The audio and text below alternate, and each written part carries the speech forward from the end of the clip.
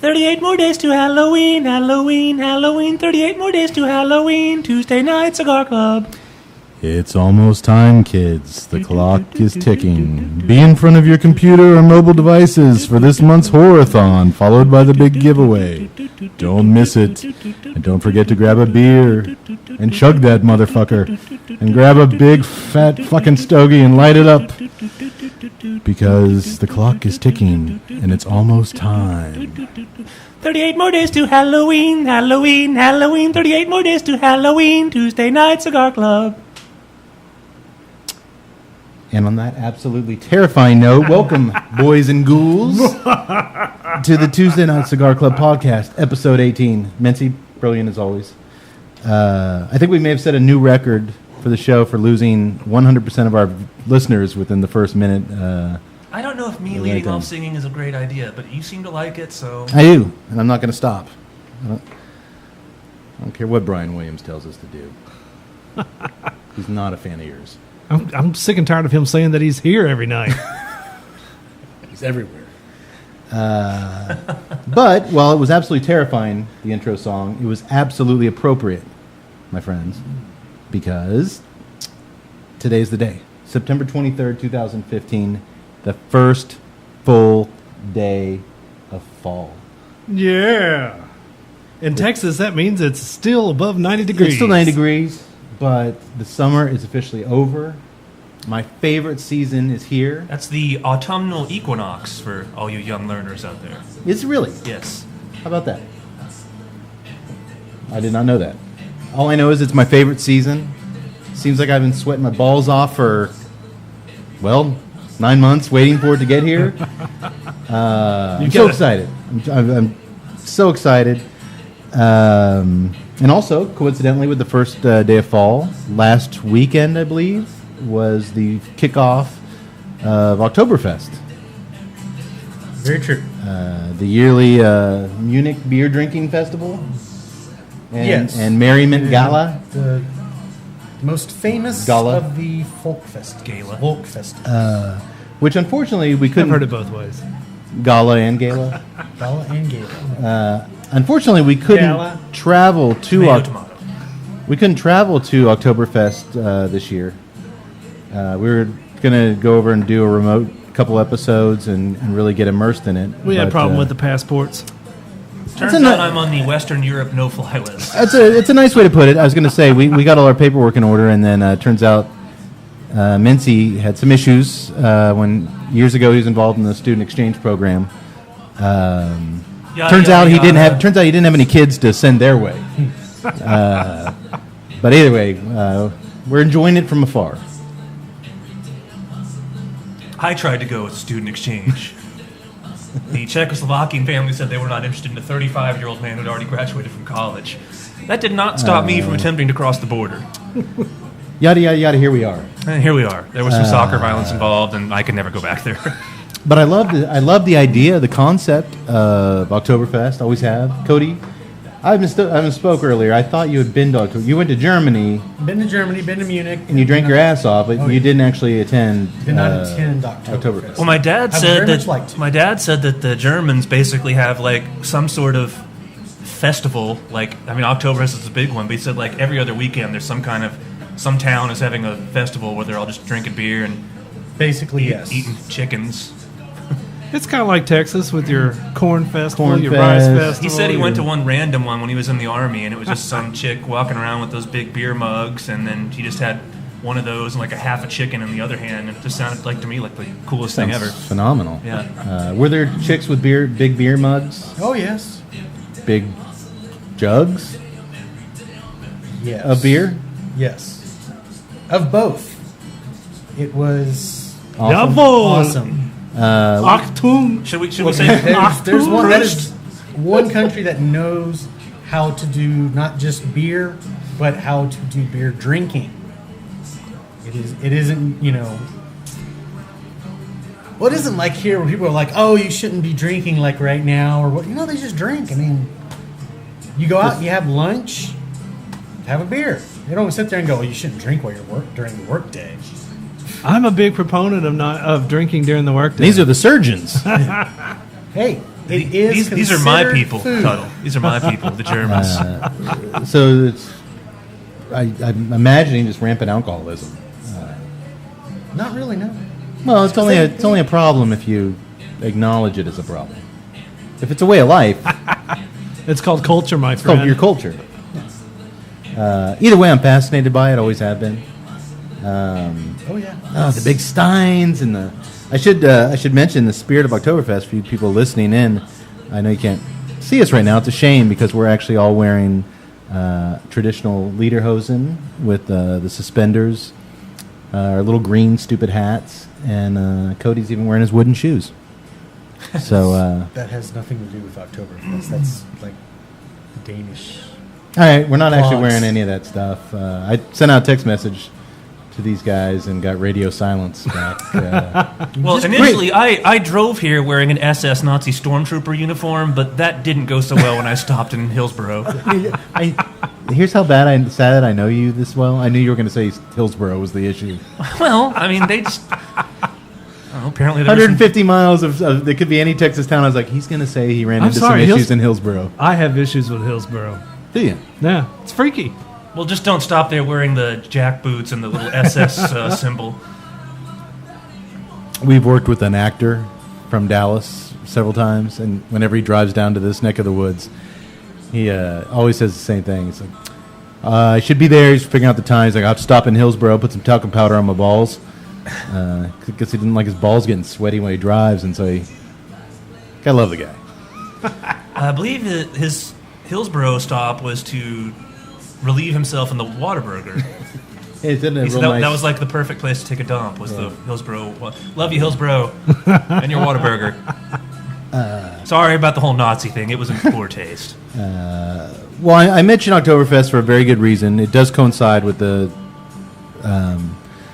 with where we're going at with the podcast for the next few shows.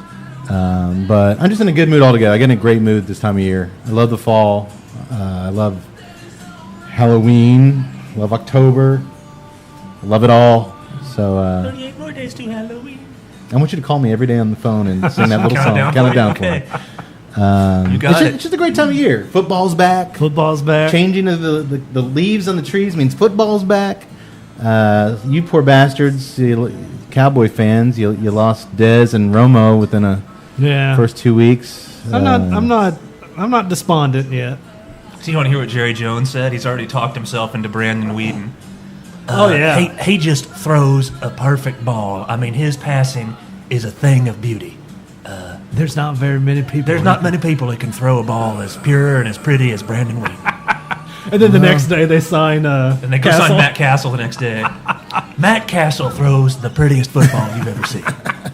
His pocket A thing of beauty. His pocket presence is just something that you can't. I had him over to the house the other night for a Papa John's pizza. He came over for some Wingstop and some Papa John's. Well, I wish you guys the best. Being a Chicago Bears fan, it couldn't get much worse. Yeah. We're 0-2. Cutler's out. It looks like Didn't you have to go with Jimmy Clausen the other day? I don't. Do you think there's like a group of these lousy backup quarterbacks that like support each other? They know they're no good, but they still get a paycheck. You think like Whedon and Clausen, and think these guys sort of like maybe they have like a little Tuesday night club of their own? Maybe. They make a lot more money than any of us, so I would think they drink the good stuff. But yeah, I don't know. We got Jimmy Clausen. The Bears suck. It's gonna be a long season. You know what really is ticking me off though, and I should say this is just briefly, Cody. You could not give possibly less of a shit about any of this. Cody is the member of the 2 Cent Cigar Club who does not care for football. I just don't pay attention to it, honestly. And I envy that in so many ways.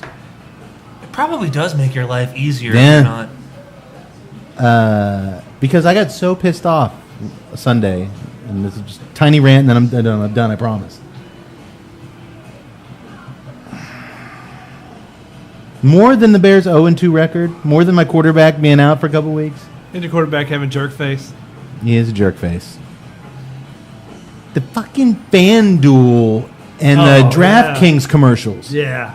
I cannot remember a time where every commercial break was the exact same company. Yeah. It is the most oversaturated, overkill. Like every commercial break. Like I get it. I know what it is. You're turning it from where maybe you could get someone who's interested in it to now I loathe it because they won't shut up and leave me alone about it. That's like most fantasy football players. Well, that's the thing. It's like, Sorry, Betsy. He's going to hate this. I won $30 on DraftKings on Sunday. Thank you, DraftKings.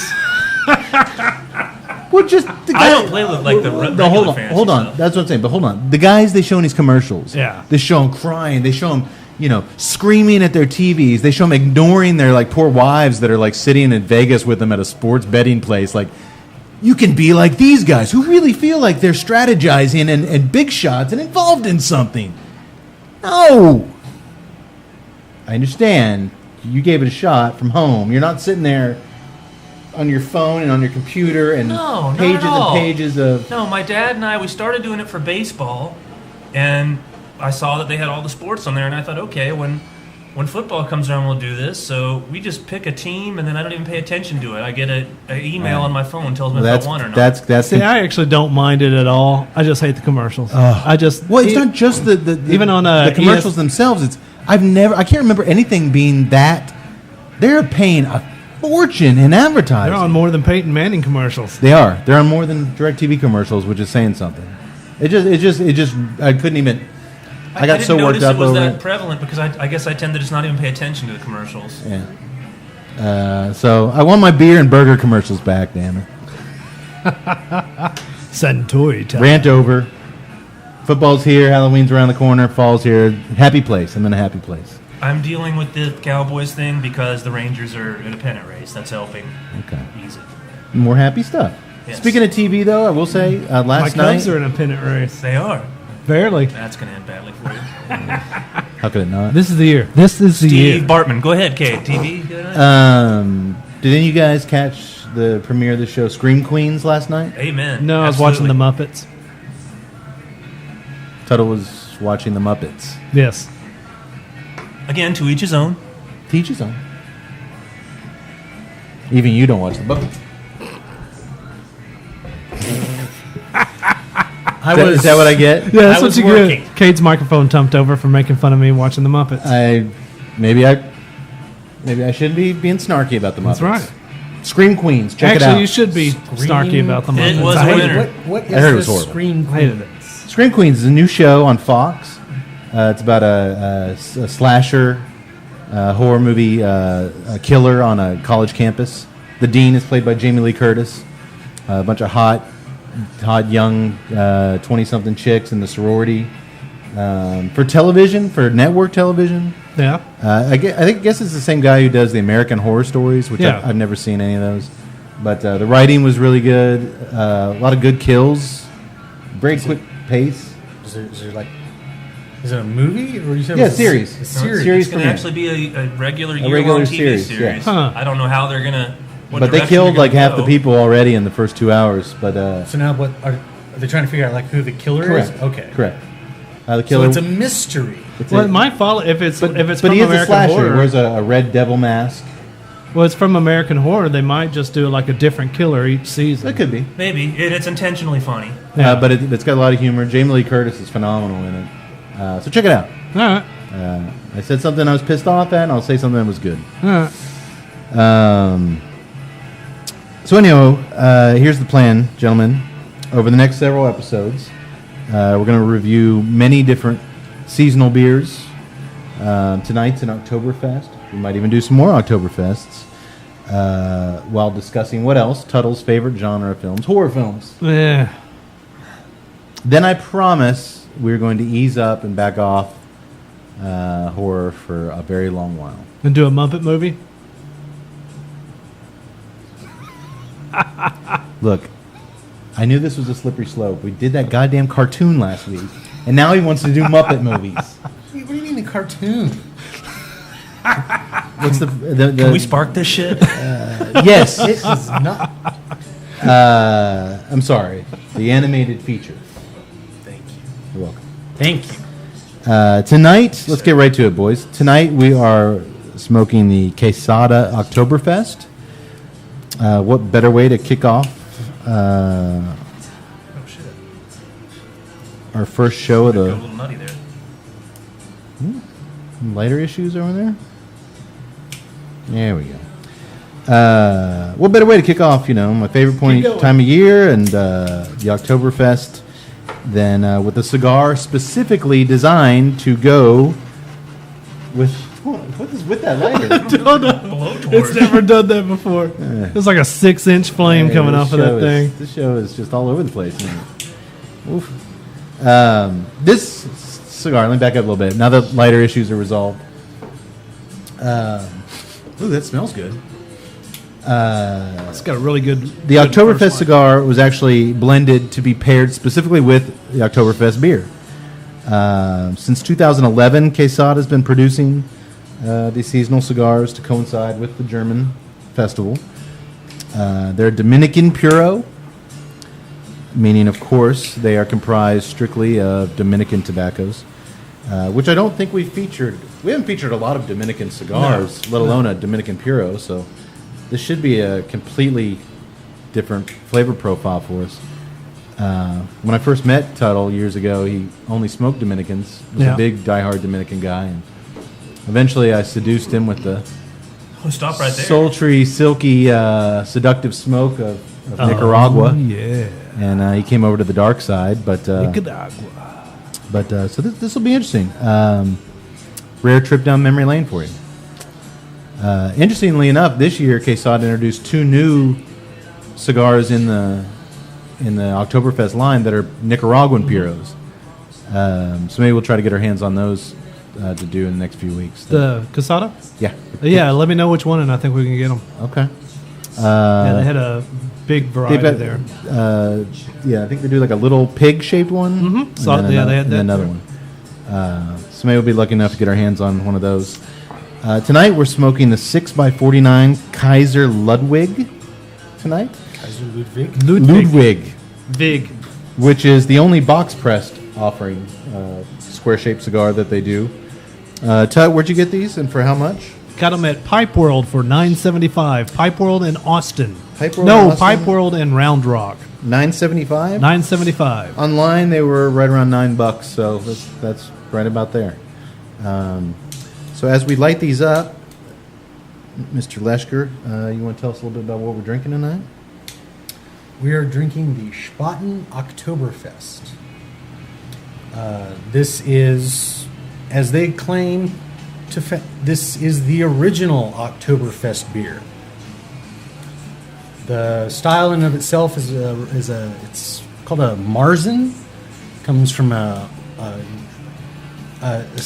well, basically it was not so much necessarily a style, but also a time frame. In, I believe, around the 1550s, Bavaria enacted a law saying that beer could only be brewed during a certain time of year. Oh, jackboots. They've always been very strict with their beer laws. The Rhine You just told us they drank all day long. Nazis. Well, they drank all day long today, and they did it best. But what I'm saying is, this is from way back. this is like the Caesar replanted. 1500s, 1553, I believe. Yeah. And Marzen, you're saying is like a time period. Well, like March. But, Okay. they basically would brew beer from September to basically April, or March or April, given that time frame. So that's, if you wanted to have beer, because basically, because of the growing season, because they did not have the means to store everything indefinitely like we do today, What happens if you wanted a beer outside of that time frame? they would still brew it. They would be slightly stronger so that the beer would last longer throughout the summer. Only rich folks could get their hands on that. No, this was for everybody. But Beer should be a staple of diet for the average man. I agree. so, I'm doing something right. Okay. but now the Spaten is the brewery itself is originally the name was did not become Spaten, named after the Spat family.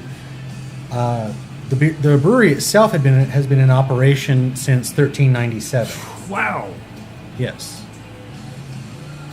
I'm gonna do the math here. That's It's one of the. It's a long fucking time ago. It's one of and is currently one of the 6 major breweries within Munich. Every year at Oktoberfest, the big 6 come together. They're basically the ones, the giant tents that you see. That's almost 617 years. Yes, and it is not even the oldest brewery. That's older than America, Little Steve yeah. Boston math there for you. Jeez. which is probably the wrong. the oldest Actually, continuing, 618. Yeah, I knew that. I wasn't going to say anything. the oldest continually operating brewery is Weihenstephan. That's 1040. Wow. So, but these are some of the older ones. Medieval Knights like their beer, man. How long have they been making what we're drinking tonight? This beer didn't come some in, variation. of the way it is right So now. 1983.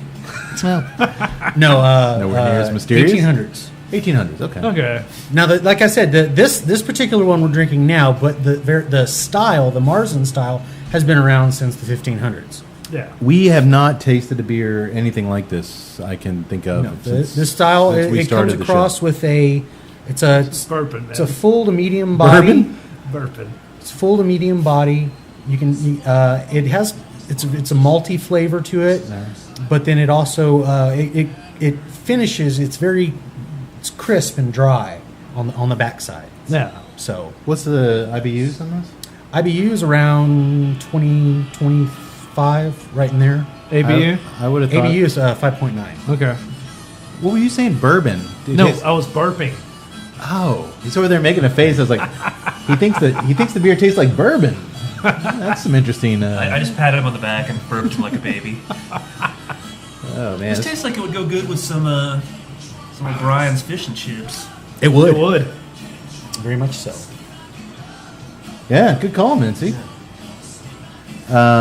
Speaking of which, O'Brien's Cody's Pub in historic downtown Temple, Texas. You guys had an Oktoberfest dinner last night. Yes, we did. Sorry I couldn't make it out. What'd you guys serve up?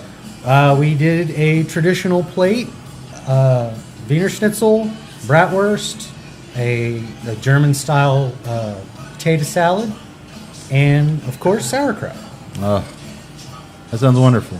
Oh, it Yeah. was. You want to go in and whip us up some fish and chips and some Wiener Schnitzel right now? Sure, you want to go fuck yourself? Sorry. I need a few more beers. So angry. It's been a real day. A real day. I'm so sorry.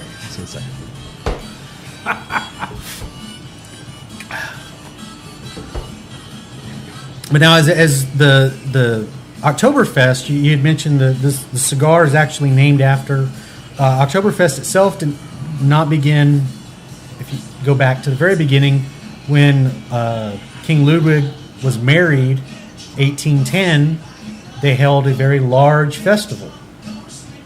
It was for a wedding celebration, and basically all of Munich was invited to the reception, so to speak. And they held basically for 2 weeks to celebrate his wedding. There was obviously drinking and merriment, games, races, all that stuff. I like merriment. Who doesn't like merriment? Drinking And it merriment. was so much you a fan fun of that they. merriment? I'm a huge fan of I merriment. know you like drinking. I didn't know about merriment. I don't like to drink and cry. Everybody had such a great time. They decided to do it again the next Next year, year, and that's- it just basically over time it took off, and it Well, it's funny because I know a lot of people that they'll have their wedding and they'll have such a good time. They'll be like, you know what, everyone come back together this place every year. We're gonna keep the party going. It never does. You never go back. You never. But these people, oh yeah, they kept it going. Huh? they kept it going. And then basically the only time it ever stopped was when they were, of course, at war or there was some sort of outbreak of disease or famine and that was it. But even after that, normally someone says, oh, you got a bad couple years, it never starts back up. These people never let it go. As they should. Just kept Just rolling. don't invite the lepers and just fucking A. These people like to party. They love to party. It has Kaiser become the Ludwig. largest Kaiser Ludwig. the largest German folk festival in the Oh world. God! I bet was it Hipsters. like acoustic open mic stuff? Actually, Bunch of no. I mean, minstrels if You you're get the European hipsters. no, it's basically the Wearing their German- skinny lederhosen. No, actually, they're being hipsters against American hipsters, so they all shave their beards. Oh yeah, they're all They clean cut. originated the curly mustache, so they shave it off. On stage. They trim the edges. Interesting. Okay. No, Ludwig had all those people drawn and quartered The for being- hipster for being hipsters. Yeah. Can we do that at the pub if we don't like an act on stage? Yeah, that'd be fine. I mean, just don't do it in the pub, and there's laws against it. So we can do it. Like I didn't, say jaywalking that, law? I didn't say that you couldn't do it. Well, are they like jaywalking? No, Maybe I would Apparently not. That's like maybe killing maybe I people. wouldn't like Oktoberfest if there's live acoustic music. With that many people gathering in one place, that they wouldn't like Oh, and I it. bet it'd be okay if you threw like your big stein at the musician. Like if you didn't like it, like ah. You remember the movie Beer Fest? Those guys just walking around with hot cheese. I mean, that looked like a place to be. I forgot about the hot cheese. Hot cheese. My only knowledge of Oktoberfest is from the movie Beer Fest and European Vacation, European vacation. Oh, it's which is why I wanted us to all dress up in that little goopy outfit and start slapping each other's Yeah, knees. before You would before actually the, hate it, though. Before the show, Minty and I were slapping our asses and Yeah. punching each other. Yeah, what else is new? There was some slap happiness going on. You you like not, you do merriment. not want to actually be an authentic lederhosen. If you were complaining about sweaty, you wouldn't want to be in it right now. It's leather pants. Sorry, I have to take a break real quick. DraftKings.com and FanDuel.com. $200 credit on your first submission. There was DraftKings.com. I won $9 last Sunday. I've spent $300, so I really have a negative debit. There was a guy in North Texas named Mincy who won $30. Damn! Oh, I hate those radio commercials. Well, they're paying me good money. I got to jump in every 10 minutes. I'm sorry. Thank you, Rob Gronkowski. So, real quick, guys, before we get into the film, I know we've kind of all gotten started on the smoke and the beer. What are some initial thoughts? For the beer, I'm definitely Has digging anybody it. had? I'm sure you've had this beer, Cody. I have had this beer before. Have you had it, Tuttle? I have. Okay. Actually, had the first time You seem pretty gung ho about getting it, so I assume you're a fan. well, the first time I had it, I actually had it with Ryan and Cody at Wahlberg during Oktoberfest. It was part of their wall tap. Thanks for the invite.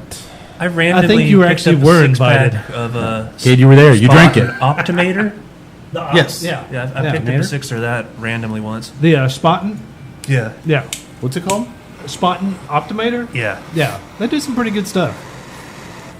I'm enjoying it. It tastes nothing. I can't think of anything we've had on the show that tastes similar to it. You know what? You guys are. Well, It's you a bit more malty. Than what Mincy we- won't what laugh we're at me, doing. but you guys will give me a hard time as always. It has a malt liquor taste to it, No, it's far which more. I'm a fan of. It's far. You can taste the maltiness far more than any of the beers that we've had on the show yet. Very much so. I somewhat joked around the show, but very seriously the show. Like in college, that's all I could afford to drink was malt liquor. Yeah. So I'm somewhat of a malt liquor connoisseur. It definitely reminds me of. I don't really know there was enough of it to be considered. Oh, there's a lot of varieties of malt liquor. You got your King Cobras, you got your Old English, you got your. If you only had $1 in your wallet, you had the Iceman. I'm trying to remember. Magnum? I'm trying to remember the cheaper stuff, and my memory's fuzzy. for Iceman some was reason. one. Iceman. Iceman. Iceman. Yeah. I used to pick up 40s of And then Magnum. there were some different variations. Like Mickey's was there was like a lighter. It was kind of a malt liquor for pussies. That's what we called it down at the corner store. You, me, and the other losers at the corner store. That's what we talked about. But what about the cigar? So far, to me, obviously, you see on our YouTube clip. I mean, it's burning, beautiful construction. Box press cigars have kind of grown on me over the last few years. I've never minded them. I've I never didn't minded them. I didn't used to like them. They just seemed unnatural to me. And, Yeah. And I've kind of grown to kind of dig them. And they do add kind of a different experience. Smoking something you're used to smoking in a traditional cigar, when it gets box pressed, it does kind of. I don't know if it's the flavor profile. Obviously, the blend doesn't change. Yeah. But they seem to smoke a little bit slower, and when they're really well done, it's just a really great looking cigar. I mean, look at that. I mean, it's just Yeah. so far I'm getting just a lot of strong tobacco taste. Yeah. Nice strong tobacco, Yeah. not overpowering at all. Yeah, I'm getting a little bit of earthiness that's kind of going really well with the malty. But it's like you took the words out of my mouth. It's going really good with the beer.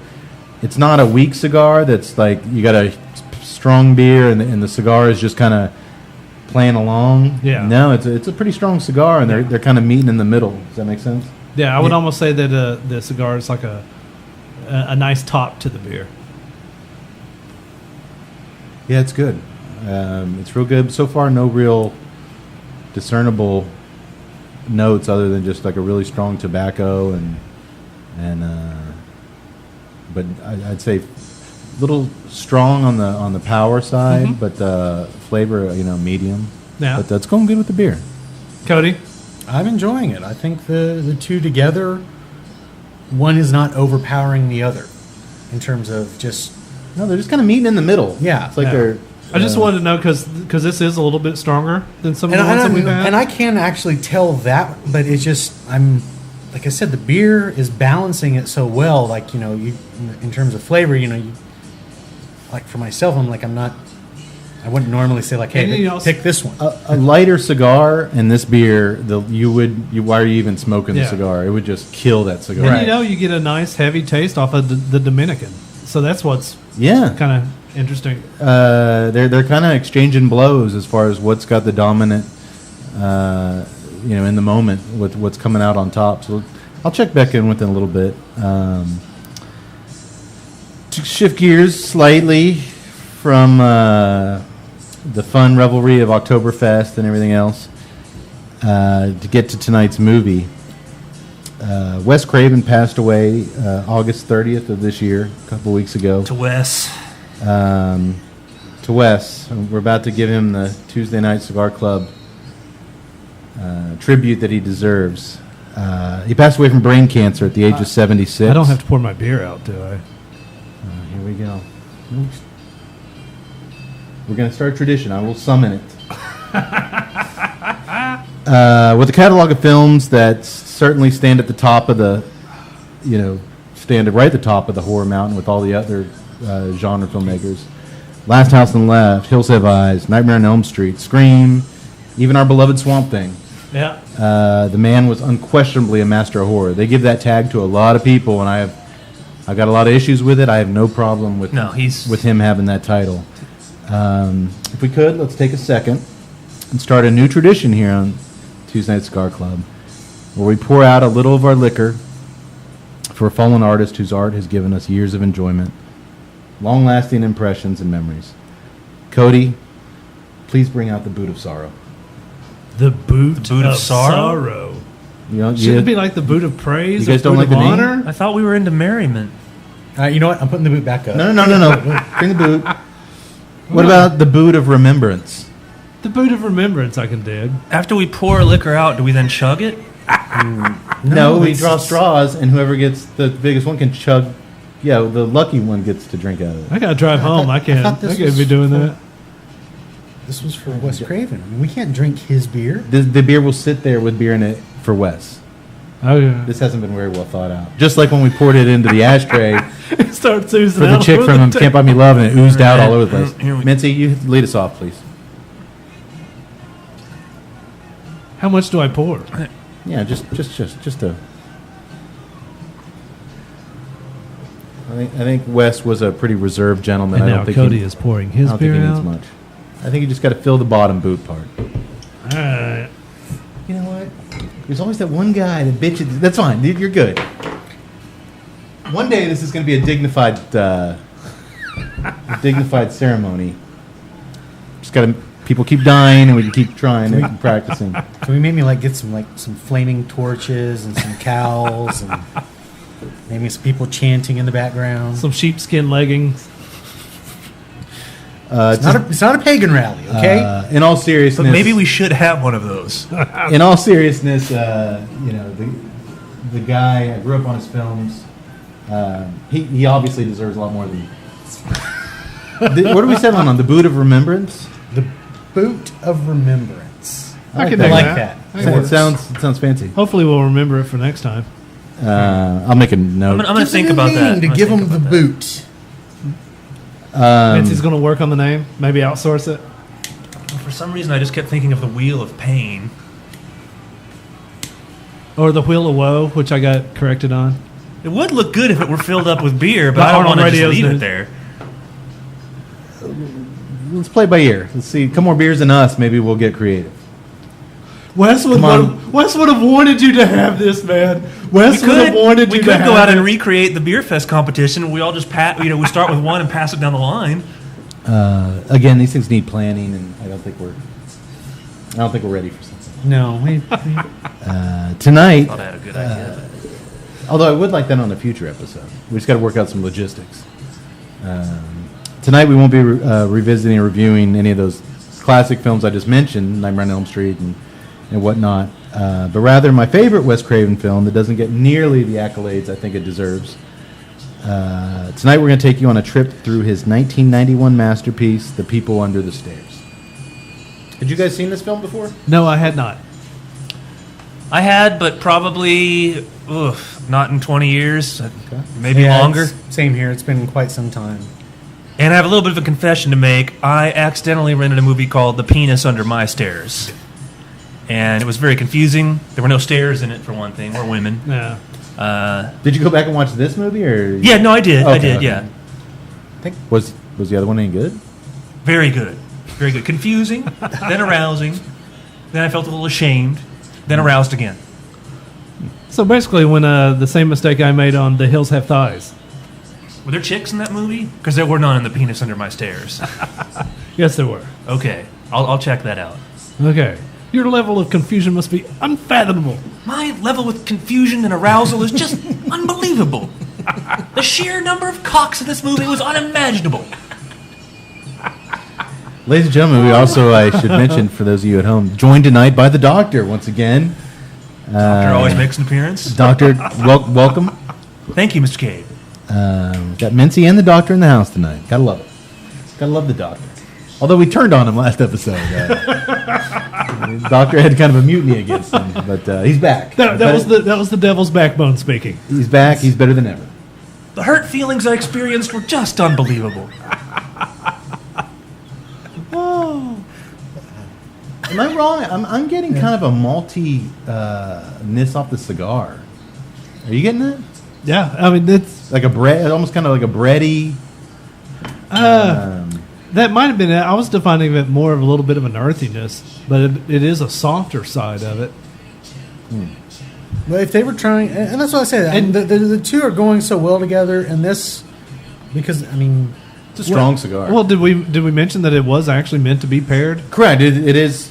That's the purpose of the cigar Yeah. to go with Oktoberfest beer. Because I remember we were waiting for the Smoking Monk series to come out, and I just happened to be in a cigar shop, and I was talking about it, and they were like, "Well, have you tried this Oktoberfest?"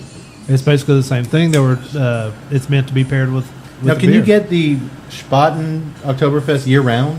Yes. It's the other. A lot of them are just like Shiner Bock does one, but those are just seasonal. correct. Kate, did you refer to a cigar pairing guide? For tonight, no, I did not. Okay. I wish there was such a thing. Oh, wait. Wait, we did like 6 episodes on a cigar. MyCigarPairingGuide.com. .com. Sponsored by the good folks of Monte Cristo. Monte Cristo Social Club. And DraftKings.com. And DraftKings.com and FanDuel.com. Mincy earned. I won $9 last weekend. If I forget to throw that out there every 10 minutes, please remind me. So we start out the film with the Alive Films banner. The opening credits, Alive Films Presents, which is the first title card we see, and I immediately perk up. I haven't seen this movie either. I saw it. I love this movie. I watched it a ton when it came out in the early 90s, but I haven't seen it in probably 20 years. Because Alive Films are the same folks responsible for when Carpenter kind of had a resurgence back into indie films. They were the money men behind They Live and Prince of Darkness. So I know that they give filmmakers a loose leash to be creative and have fun and give them enough money, low budget, but enough money to do the film Yeah. the way they want it done. So that made me immediately spark up. But then again, they also produced that Vanilla Ice movie, Cool as Ice. So that blood doesn't wash off their hands very easily. Is there something wrong with that movie? I'm joking. I'm joking. All right, you scared me there for me, you son of a bitch. We then cut to a montage of tarot cards being laid out on a table by candlelight. Fool, a.k.a. Poindexter, is a little kid who's listening to his older sister Ruby work the cards, and she's sensing through the tarot cards the troubles ahead for Fool. Fool leaves the room, and he immediately stumbles across the stranger hanging out in his house, Leroy, played by Ving Rhames. Oh, Pre yeah. Pulp Fiction. A couple years, Pre-Pulp about 3 years Fiction, before Pulp Fiction. Yes. But very, very much Marcellus Wallace. I'm Just- sorry, I love Ving Rhames. I could see this guy 3 years later being Marcellus Wallace. Like he's just starting on his criminal. Oh, yeah. Yeah. He's into robberies and. What's weird is he's got that. I was kind of thinking about it on the way over here. It's like an Asian marketplace collar, except not as cartoony, but still sing-songy. He's got this little sing-song to his voice. Oh no, Almost- he definitely has a cadence to everything. He I was says. almost Sure. picturing him in Scott Pilgrim when I never saw it. there's a scene where he beats a vegan and he was like, "You once were vegan, now you be gone." I was working on that the entire way over here. I just, Thank you for I tuning in remember to it. the I Tuesday remember Night Scott. Cigar Club podcast, brought to you by FanDuel. I'm done. I won 75 cents on FanDuel. He does. Diamond Shamrock bathroom. He does have a very unique way of delivering that you don't get in Pulp Fiction because his lines are so small, but you see a little glimpses Yeah. of it there. Yeah, like the. Didn't you get the opinion that this character Leroy's in the house because he's trying to get in the sister's pants? Yeah, he's hooking up with a sister who it sounds like she's got like a billion kids. She's been hooking up. She's a prostitute. She's a prostitute. She's a yeah. prostitute. She's got a ton of kids. The mom is sick with cancer in the bedroom. So Leroy's there having a cigarette, and he tells Fool, even though your mom has cancer and Ruby has a ton of babies, you guys are getting evicted tomorrow at midnight. Means you're getting evicted. And I guess you got no money to throw in the pot. And this little kid, he's 13 years old. He's like, nah, because they've fallen behind on their rent and they can't pay up. But Leroy knows a way that Fool can make money. We immediately cut across town to the very evil landlords that Leroy was just talking about, evicting the family. While Fool and his family struggle to keep warm, they're sitting around the living room in this roaring, huge fireplace. The dad's eating this Fred Flintstone rack of ribs in his chair, and the woman, the dad's played by Everett McGill. The one and Only Love Everett Everett, McGill. yeah. The woman, the wife, sitting there sewing, is played by the wonderful Wendy Roby. I like this girl too. Any fan of Twin Peaks would recognize these immediately. They were husband and wife in David Lynch's I Twin never watched Peaks, it. the TV show and Fire Walk with Me. My favorite Everett McGill, the guy retired now. He retired fairly young from acting, but he did a lot. He did a lot of things. My favorite thing he did was Under Siege 2, Dark Oh. Territory. He was the main henchman. Yeah. One of his more memorable roles too is obviously the preacher in Silver Bullet. Yeah. Oh yeah. He's just a real crazy looking. He's a dude. crazy, Yeah. unique He's got that. delivery. Man, has he a pretty takes it unique- to a new level here. He's just goes Oh, I thought- batshit yeah. arrangement. Yeah, I liked it. I mean, speaking of Lynch, I mean this performance is right up there with Dennis Hopper in Blue Velvet. I mean, like he swings for the fences in this. Yeah, one. he does, and he has fun with it. And, you can tell. But yeah, I honestly that his performance in Under Siege 2. Every time it's on TV, I just for him. He's got that great line. Assumption is the mother of all fuck ups. Love that line. And they're He joined just by. sounded like Ryan. Did I sound like your brother there? A little bit. That sounds like something he'd say too. Ryan, we're out of Coke. We assumed we had another box. Assumption's the mother of all fuck ups. Who is that doing the talking? That's just a random waitress. Smurfette. Did it sound like a waitress? Kind of, yes. They're joined by their daughter, Alice, who's played by the same girl who was the president's daughter, Utopia, in Escape from L.A. Okay, I can see that. AJ She Langer. did a lot of stuff. She was in a lot of stuff. She was What, in, what else was she in? Because she had one of those faces that I knew that I recognized. I think- Escape from L.A. kind of I explains believe it, but- she was the best friend on My So-Called Life. No. Claire Danes, wasn't she? She. Or do I have that she's confused been with somebody on- else? She was in a lot of stuff. Yeah, I don't remember. She was on a that show. Seinfeld. I feel like she did some 90210 work at some point in that show's career. She actually Yeah. married a lord who became an earl, and now she's the Duchess of Devon, like over in England somewhere. She like lives in a castle. Interesting. Good on you. Yeah, whatever that means. The Duchess of Devon. Well, if she was in Escape from L.A., then that kind of explains. Because I kept looking at her like I thought I knew her. Oh, So I was waiting for you guys to everybody, like drop you know, the bombshell on. Oh, you remember where she was at? Yeah. I didn't expect you to get it because she looks so different. No. But she's over kind of over in the corner, and she asks. They're talking about the eviction the next day. This Fool's family is the last family in this slum apartment, and once they're gone, they're gonna wreck it, knock it down, and build condos. And she asks, what her mom, what happens to the families when you guys evict them out of their places? And she's like, only speak when spoken to. And you get immediately a very chilled vibe of this family. Is Nice mommy dearest vibe. well, if you didn't have it then, the dad suddenly starts picking out buckshot from his ribs he's eating and puts it in this little bowl. So whatever he's eating was recently Goddamn buckshot. goddamn buckshot. So the next morning, Fool literally trips over a sea of crackheads and This is like the biggest crack house and like ever. rabid dogs. Like he's like swimming over bodies to get to his apartment. And Leroy's still hanging around, just smoking cigarettes. And all of a sudden he reveals he got a treasure map.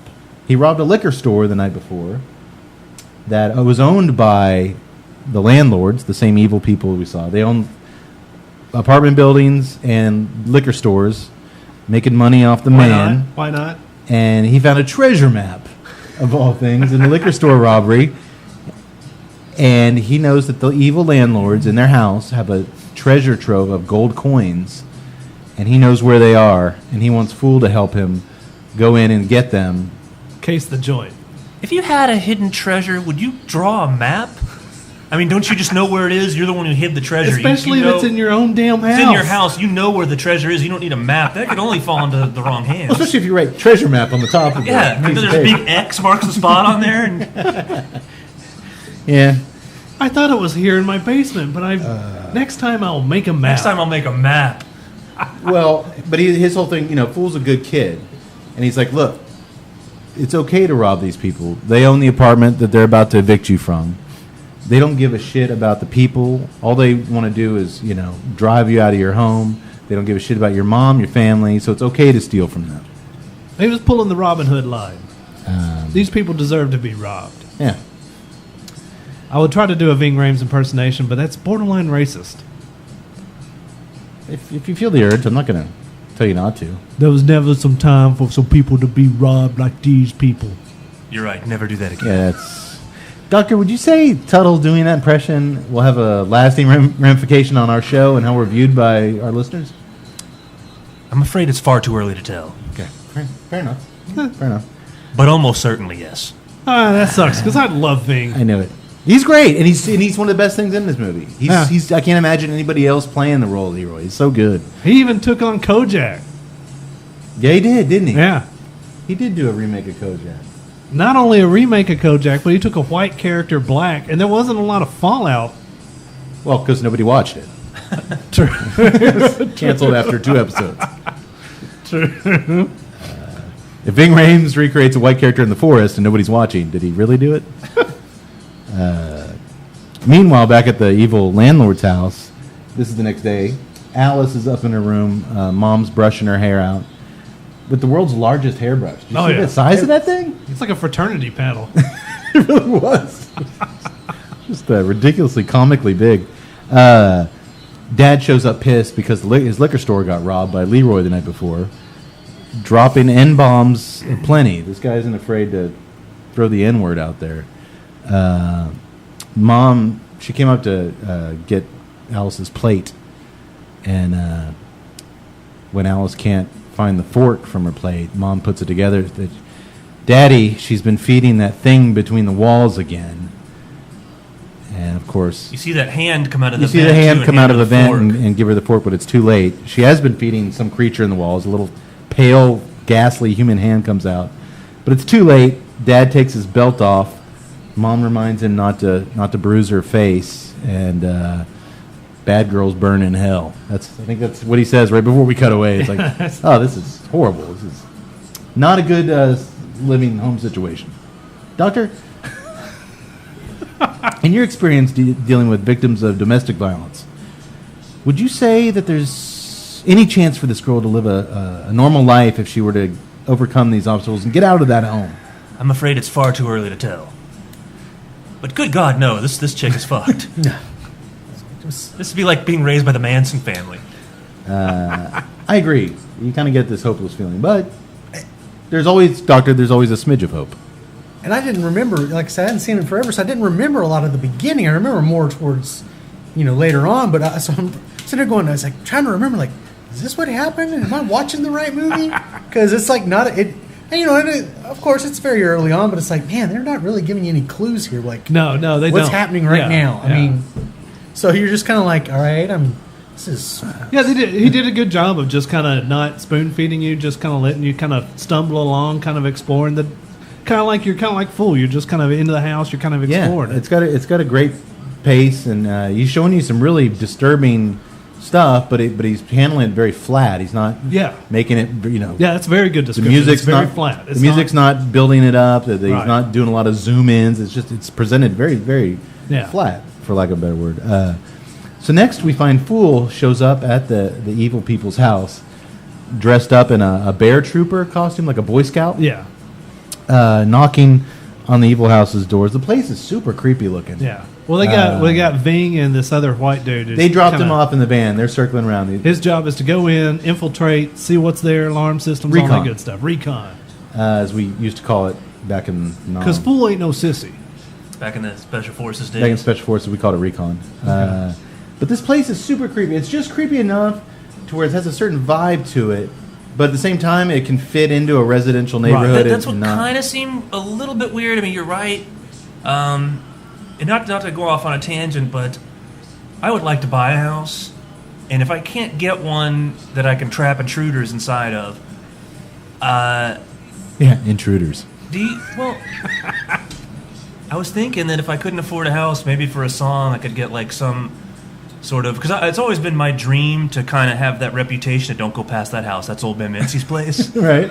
Like Even in your 30s? like on Halloween, like the kids dare each other to do that. That's awesome. I dare you to go up and knock on old man Mincy's door. I never seen him. I hear he wears a cowbell around his neck and has a goat hoof. He only comes out at night. But if I can't get a house like that, then I'd like to get some sort of like old abandoned sawmill. And live there? Yeah, I mean I'd make a livable area inside of it. But like, would it be open for business? Like, you would do sawmill work? No, good heavens, no! An old abandoned sawmill, a non-functioning sawmill. Oh, so you like live in a little part of it, I'd have make a nice little living area in one part of it. but otherwise it'd just be like a creepy thing to invite kids to like. No, not to invite kids. No, I'm saying you would, Trespassers will be dealt with accordingly. but it would be tempting for kids. It's not going to be like the gingerbread house made out of candy. But why are you buying an old sawmill if you don't want kids? Small town kids are gonna be like, hey, let's go down to the old Isolation. sawmill. Why sawmill? I like I it. thought it'd be cheaper than Oh. an actual house. I thought I might get an abandoned sawmill cheaper than some kind of house like that. No way, that's zone commercial. You only have 5 years to pay it off. If kids trespassed, would you have some type of mask to scare them? The Mincy suit. Almost certainly yes. I'm all for it. Let's start looking for old sawmills around here. Yeah, see if there's anything that we can. What if it's a more modern sawmill As long as it's abandoned and rusty? and I can get it. Well, you know me. I don't want to clean up a whole lot of rust. All right, well, I'm sorry. The house just made me think of that. My dream of being No, that's awesome. Old Man Man Mincy's Mincy house. that the kids want to hurry past the house, and if I don't have the house, then I have the sawmill. I like it. I might come stay with you a couple of weekends just to live vicariously At through least he's this. thinking about what he's going to Yeah, do in sure. retirement. That'd be awesome. Look, Old Man A lot of Mincy's people got don't a plan visitor. that That wasn't my first thought. I Like, saw some I'd guy- like to go stay with Mincy at this old sawmill. No, see, Tuttle's seeing the Tuttle's like all he's seeing about the it. possibilities here. I want to play into it. I saw someone go into Old Man Mincy's house, and I never saw him go in. Babe, I know you got those Pet Shop Boy tickets, but this is the weekend I'm supposed to go down to the old sawmill and hang out with Mincy in that converted basement. You know, where We'd have a nice living area in there. We'd totally have Verizon Fios and a flat screen in the living area, but the outside of it would be an abandoned sawmill. I agree. I'm on board. yeah. Every now and again, you roll down the window and shake your fist and go, "You damn kids!" That's what he wants to do. The circular saw would have to be functional, though. 'Cause Yeah. You'd love to fire that What thing we up do is at we'd 2 have a a.m. trigger, so like if some kid actually came into the front of the sawmill, it would trip a wire and that thing would turn on. Oh, For yeah. some reason, I just get this weird feeling that all of a sudden, these damn kids and their mystery machines. They pull off Mincy's mask and it's Tuttle underneath. It was actually Old Man Tuttle. Let's see who Old Man Mincy really is. It's Old Man Tuttle. I'd have gotten away with it if it hadn't been for you damn kids. Get away with what? We're not going to do anything illegal. No, Man can't live in an old abandoned sawmill, live out his dream. it's a unique dream and I like it. I'm in favor of this. Tuesday Night Cigar Club is pro old sawmill living. Time was everybody living in an old sawmill. We've all got a dream, eh? Ted Cruz wants to take us back to those days. You know who else does? DraftKings.com. Mincy? I won $4 on DraftKings.com last week. Thank you, Jimmy Garoppolo. Damn. The windows on this house, as Fool walks around the house, the windows are all caged. And interestingly enough, padlocked from the outside. You would think like they're keeping something in rather than... Yeah. We'll definitely be doing that for effect at my place. I would expect nothing less. When finally the mother, as she's called, opens the door, Fool acts like he's selling cookies to cure cerebral palsy, and she was having none of it. Get out. He's like, well, we got these cookies. We watch what we eat very carefully here. She's very. Well, can you let me in? I got to pee really bad. They just drop us off out here. Like, sorry, nope. Runs in the house, bolts all the locks, tells him to get lost. So he retreats back to Leroy's van, where Leroy's buddy Spencer, his partner in crime, decides to go for Plan B, which is he dresses up in a gas company uniform and goes knocking back on the door, literally like 2 minutes after she kicked Fool away. Not suspicious at all. Not at all. She looks him over at the door. He says he has to come inside and check one of her gas lines inside, a gas gauge. She's like, we don't have one of those inside. He's like, well, I could call the cops. You have to let me in by law. But she sees he's got a Mincy-style skull ring on, I should have worn mine. and she smells the bullshit all Yeah. over this guy. But she lets him in, and you immediately get the feeling like, poor bastard. Like he's, Yeah. Well, once she saw that skull ring, she was like, "Oh, it's on, motherfucker." Yeah, she's gonna take care of that. Leroy and Fool back in the van can't believe it. They're watching through the binoculars, like fucking Spencer, man. That guy's a smooth operator. He got right in there. But not long after, we see the woman exit in her car. It's like a hearse. The house used to be. We learned later on. It used to be a funeral home. Yeah. So makes the hearse make a little more sense. But she peels out in the Addams family car and takes off down the street. And Fool's like, well, I guess, Spencer's in there just checking it out. And Leroy's like, bullshit. She's putting all the good gold coins somewhere just for him. Hiding the good stuff for himself. No. Sounds nothing No. like me. Damn. But what if you did all your Ving Rhames lines in the Woody Allen voice? I can't even contemplate that. My mind would blow. That's like another level of coolness. Maybe the president will make me Secretary of Pussy. that was I don't. What? I give up. Cody just pooped Is his that a pants. real cabinet position, by the way? Secretary of Pussy? Yeah. How do you become secretary of the pussy? Well, hold on. Everyone at home's like, what is all this talk about the Secretary of Pussy? He wants to go in. And he doesn't, Fool's like, maybe he's just in there making sure everything's safe for us. And that's when Ving Rhames, Leroy says, yeah, maybe the president will make me Secretary of Pussy, which is the first of many great lines that Leroy has. Yeah. He's Which, got- by the way, was only a true cabinet position through, I believe, 92 to I was 2000. going to say that was Clinton. Right. Clinton created that. You sure that didn't go out with the old Whig Party in the 1830s? No, that would be the. They had Secretary of the Pussy back then, I'm sure. That would be the Merkin Party. The what? The Merkin Party. The Merkin Party. Yeah. It's kind of like Merkin, but no, it's Merkin Party. It was a branch off the Whig Party. What about the Federalists? No, it's pretty much the Merkins. Who are the Merkins? They walked around on their hands a lot. If I remember my American history correctly. But that's neither here nor there. Can I explain what a Merkin is? Oh, do you not know what a merkin is? No. Merkin is a pubic wig. A wig made of pubic hair. No, a No, wig no. for your pubic area. Why would one have such a thing? I do know. I There do you know go. this. I Okay. learned this on my Seattle Underground trip. Okay. The prostitutes there, lice was a bad problem, so they would have to shave their pubic hairs. And one of the ways that they would show that they were a healthy whore was to have a merkin. Pubic hair meant that you were a healthy. So that way, if you picked up a prostitute and she pulls her panties off and she's got some 1970s bush down there, you're like, okay, it's safe to play It's ball safe. in this That's field. right. All right. Why would a man ever have a merkin? Why is everybody looking at me? You seem like the kind of guy who shaves his balls. No. Do they make male merkins? I don't know. And would it be like a? I had just never knew that this was like a real legit thing because I've always heard you joke about it. And then we Yeah, were sitting there on this tour, and this lady starts Oh, explaining yeah, the that's right. history. You weren't here for the merkin jokes. The firkin, the firkin merkin. the firkin merkin. But no, we were sitting here on this tour, and then she starts explaining the actual history of the merkin, and I'm just busting up laughing. Interesting. Well, That was part of the tour. It was part of the tour. you learned something, Yeah. and we learned something tonight. Did we really? Tuesday Night Is that- Cigar Club is pro merkin. I was going to say education, but merkin. I was going to say yeah. pro learning, yeah, but Oh, yeah. I'm not ready to make that statement yet.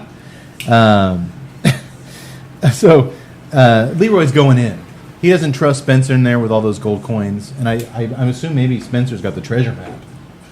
that's what we'll say whenever if a chick ever knocks on the front door of the sawmill, we'll open the door and go, show me your merkin. No, I meant show you American. I slur. Carry on, Kate. Is that what that song "Born in the USA" was about? I think it was. Tom Petty, she was a American. She's a girl? American girl. Opening up a whole new problem. Everything that I thought this country was about, it's not true anymore. Fuck it, I'm going to law school. No! Well, it doesn't make any sense then that Michael Dudikoff's in that movie American Ninja. American Ninja. American Ninja, and he did walk on his hands a lot in that movie. So he could have thought it was a normal wig. They just dropped it on him, and he happened to be walking on his hands. Damn you, Michael. I keep reaching for a Damn joke you. with the walking on the hands. and It's I- hard. It's hard. I I'm don't not- think you're going to connect I it. don't think I'm going to do it. Drink up, son. Yeah, let's all drink more. Leroy's, fuck this. We're going in. Crowbar through the back door. You know, a crowbar in Ving Rhames' hands can get you into a lot of places.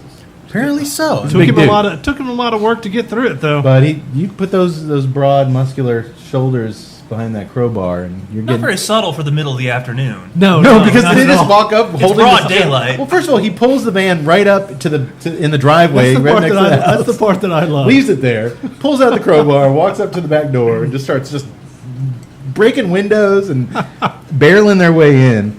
But the house is a series of locked rooms, so you get in like the entryway, and Leroy's having a crowbar, metal door after metal door, to kind of get in. It's very strange. You immediately get the feeling this is a very weird setup. While he's breaking into trying to get into the inside the main house, they make small talk. I think Fool's kind of lamenting. He's 13. He can't really do a lot. No. Another one of Leroy's great lines, like 13, too old for tit, too young for ass. Fucked either way. Fucked out of the way. All right, do that in your voice. We'll see. If I can't do it now. You got me self-conscious. It's Fool kind of no- like what my mother said. She But was too Fool old for notices- tits and too old for ass. While they're trying to break out of the kitchen, Fool notices that all the cabinet doors are locked. They have padlocks on the kitchen cabinets, and there's piles of dead flies around all the windows. So it's like this house is hermetically sealed. Like nothing is getting out of this damn house or into the kitchen cabinets. now. So, I mean, I'm trying to think of an analogy. The place is sealed tighter than Mincy. This should be an analogy you can. This place is sealed up tighter than a. Oh, man. Put me on the spot. I need to work on that one. Can of sardines. Yeah, It's not yeah. sexy, but That An old worked. abandoned sawmill. I almost just offended the Mormon religion. I'll leave that out.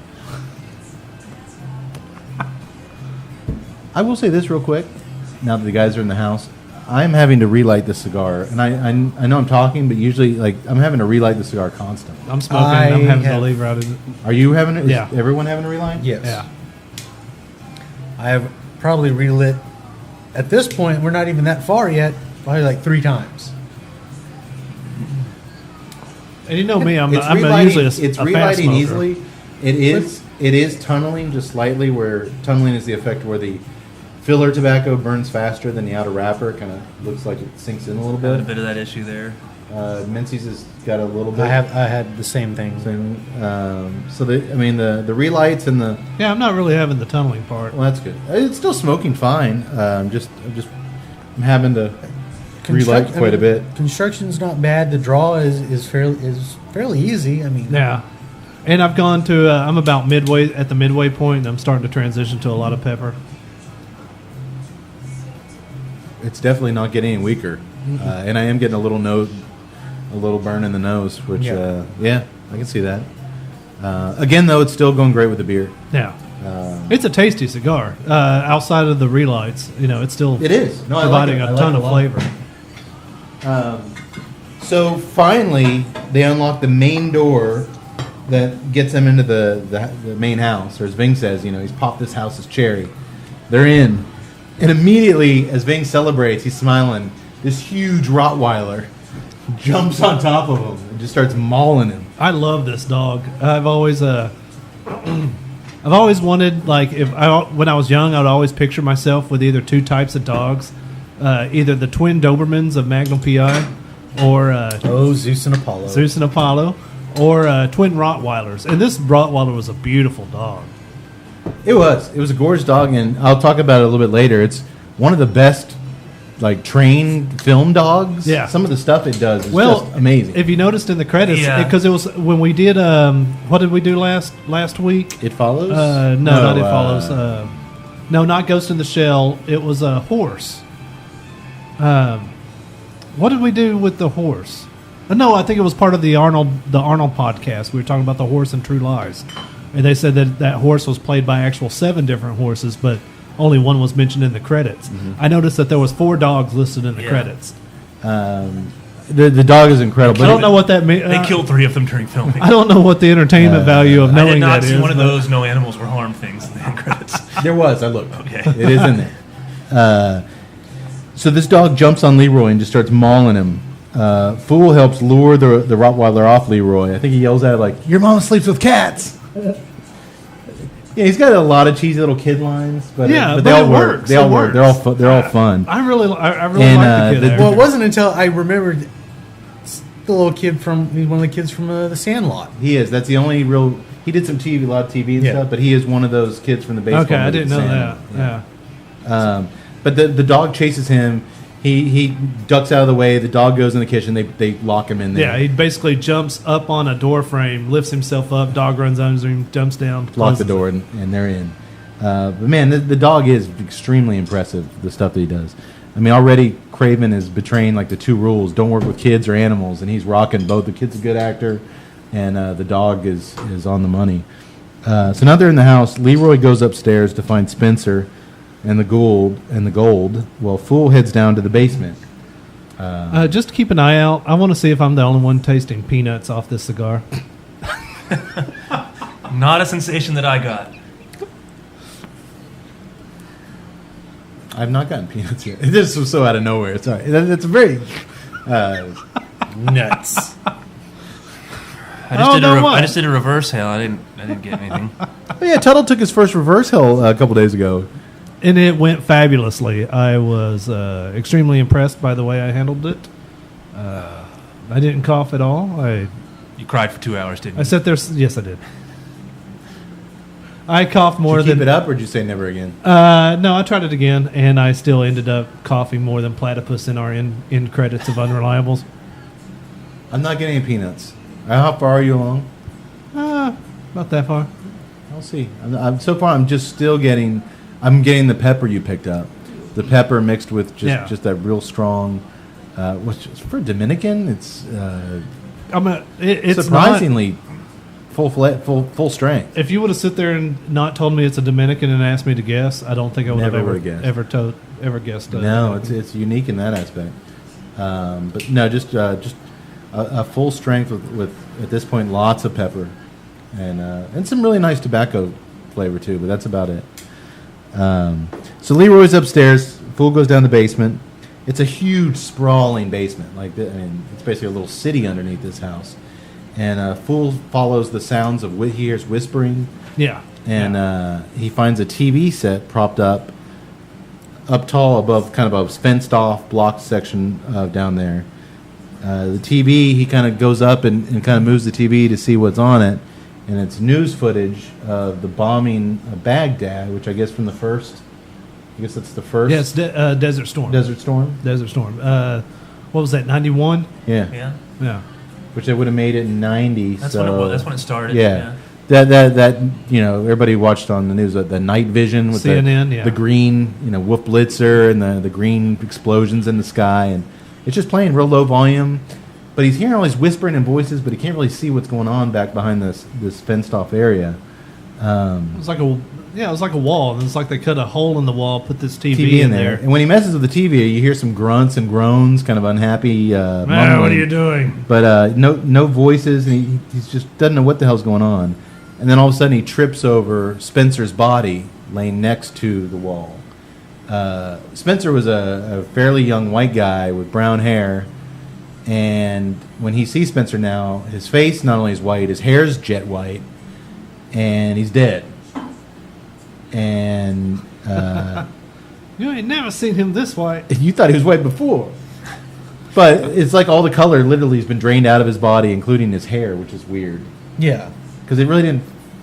Everything else in the film was could be explained. Like, I don't know.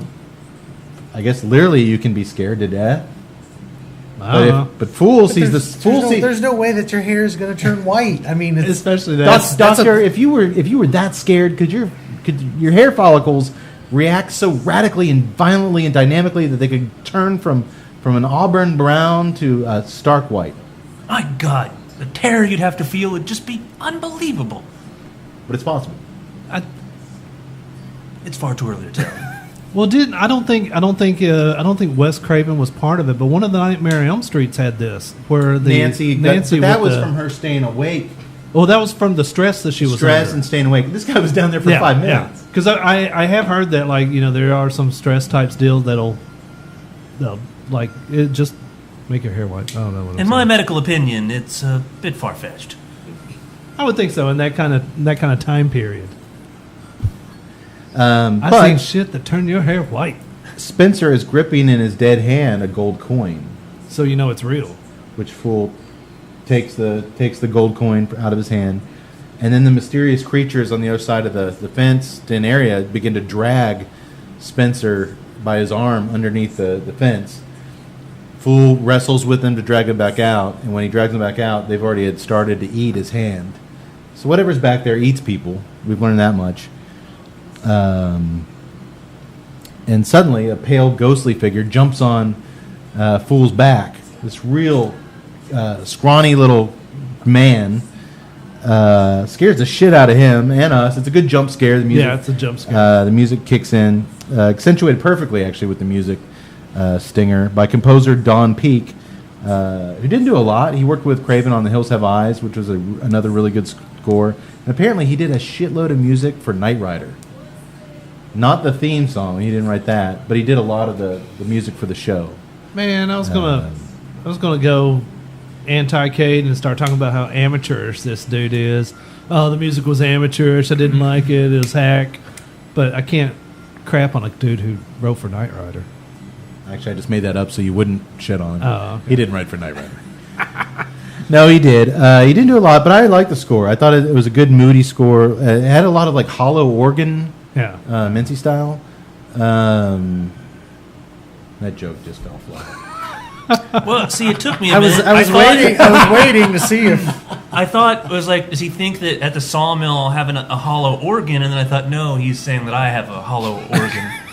It took a moment. That's my fault. It's a bad joke. If it takes that long, it's on me. No, we're totally going to have a Goonies bone organ. Yes, a bone organ. Yes. Oh, this. And a lot of Moody synthesizer, and even some orchestral strings and stuff. But they make the haunted house vibe of the Yeah. film work. He can do different styles for each kind of scene, and it worked for me. It was a good score. And that's really what I kind of started picking up on. It was more of like a haunted house type movie. It is. Where It is. the house basically plays a character. It is my favorite haunted house movie. I mean, the house is a character. Yeah. It Yeah, reminded I me can of see a, that. of I a can horror film. definitely- Only the ghosts are still alive. Yeah. True enough. Once these people are dead, whatever hipsters buy this place and remodel it and turn it into a tea house or whatever, are going to be haunted by this mother and father for years. The Ghost movie is the sequel. This is where ghosts are formed in this movie. But it's a good haunted. It's a haunted house movie. Yeah. That's what you're going to say? Did you ever see this movie? Came out about 5 years ago. They did a sequel to it. It's not great. It was called The Collector.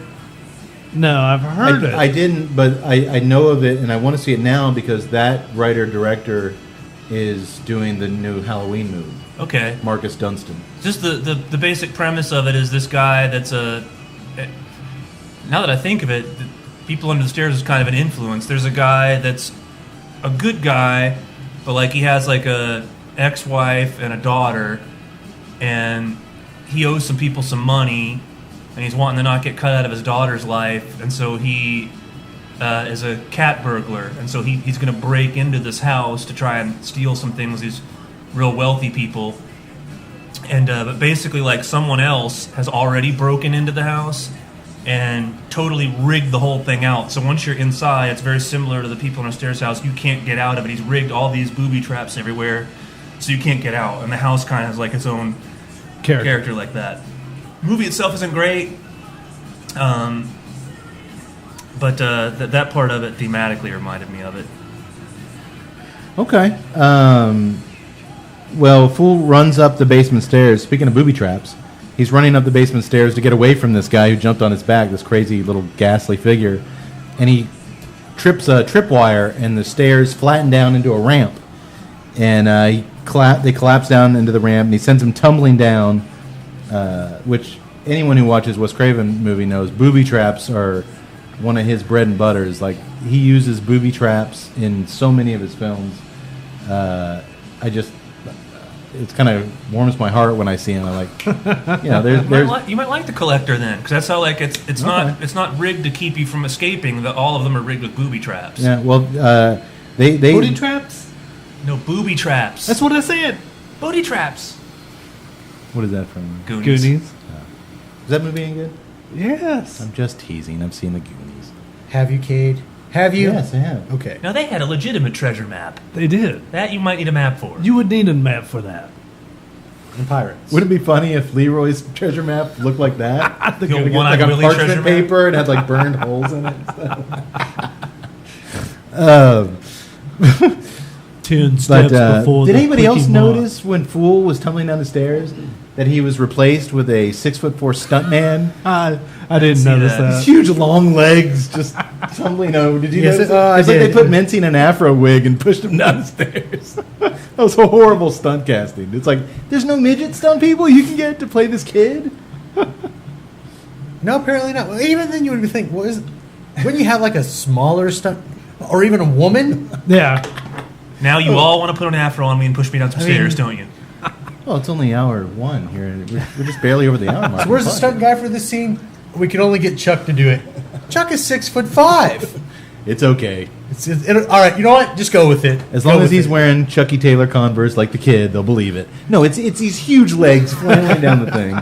You did notice it? I did. Okay, because they do the same thing repeatedly in this movie. Like they only could afford one stunt man, stunt and dude. he played everybody. The Tuesday Night Cigar Club is pro midget stuntman, little people stuntman. Little people. Yes. How'd they crush the 6'4" guy into the dog suit? Mechanical dog, but we're gonna get to that later. Very impressive. Really? All right. I know which scene, but I want to see if there's other scenes. So anyway, Fool runs back up the ramp as the figure keeps charging at him, and just then Alice opens the door for him, and then she scampers off the little girl. immediately. The little girl, the daughter, if you Right. will, of the house. She opens the door for him, and she scampers off. And We might need to have some stairs that turn into a ramp in the sawmill. Damn straight. I can see that coming in handy. who are you gonna get to build those things? And there You may two? be Cody. There may be one or two entrances that intruders will destroy themselves upon entering. Maybe. We'll play it by ear. That sounds dangerous on a Tuesday night. Right? Hey, I'm gonna go get some crackers. No, I'll have a little switchboard like that people Switchboard in like that, upstairs eh? where I can deactivate Like I them. said, that sounds Or- dangerous on a Tuesday night. Or activate them if anyone pisses me off. Hey, Mincy, watch this. Kate's going to the refrigerator. Click. Poor Domino's pizza guy goes up in flames. Haven't paid for pizza since 1993. Well, nobody seems to miss these people that disappeared the house, but we'll get into that in a little bit. Alice lets him out of the basement, and then she scampers off.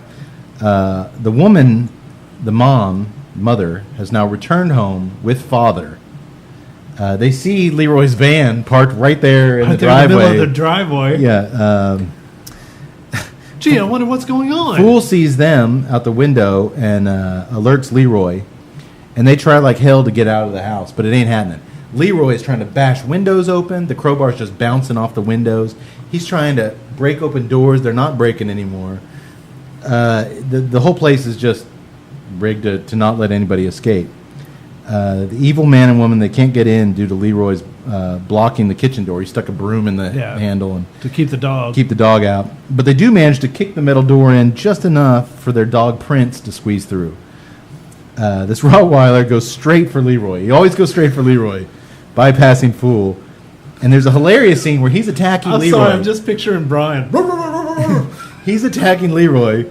I'm sorry, that's my father's issues. Dude, it's kind of funny because when the dog comes in the room, Leroy tells Fool to go stand over He's there. like- You're going to be the bait. I'm going to hide behind this chair. He's like, you just stand there in the middle of the room. I'll be behind this couch. And when he comes after you, I'll brain him with the crowbar.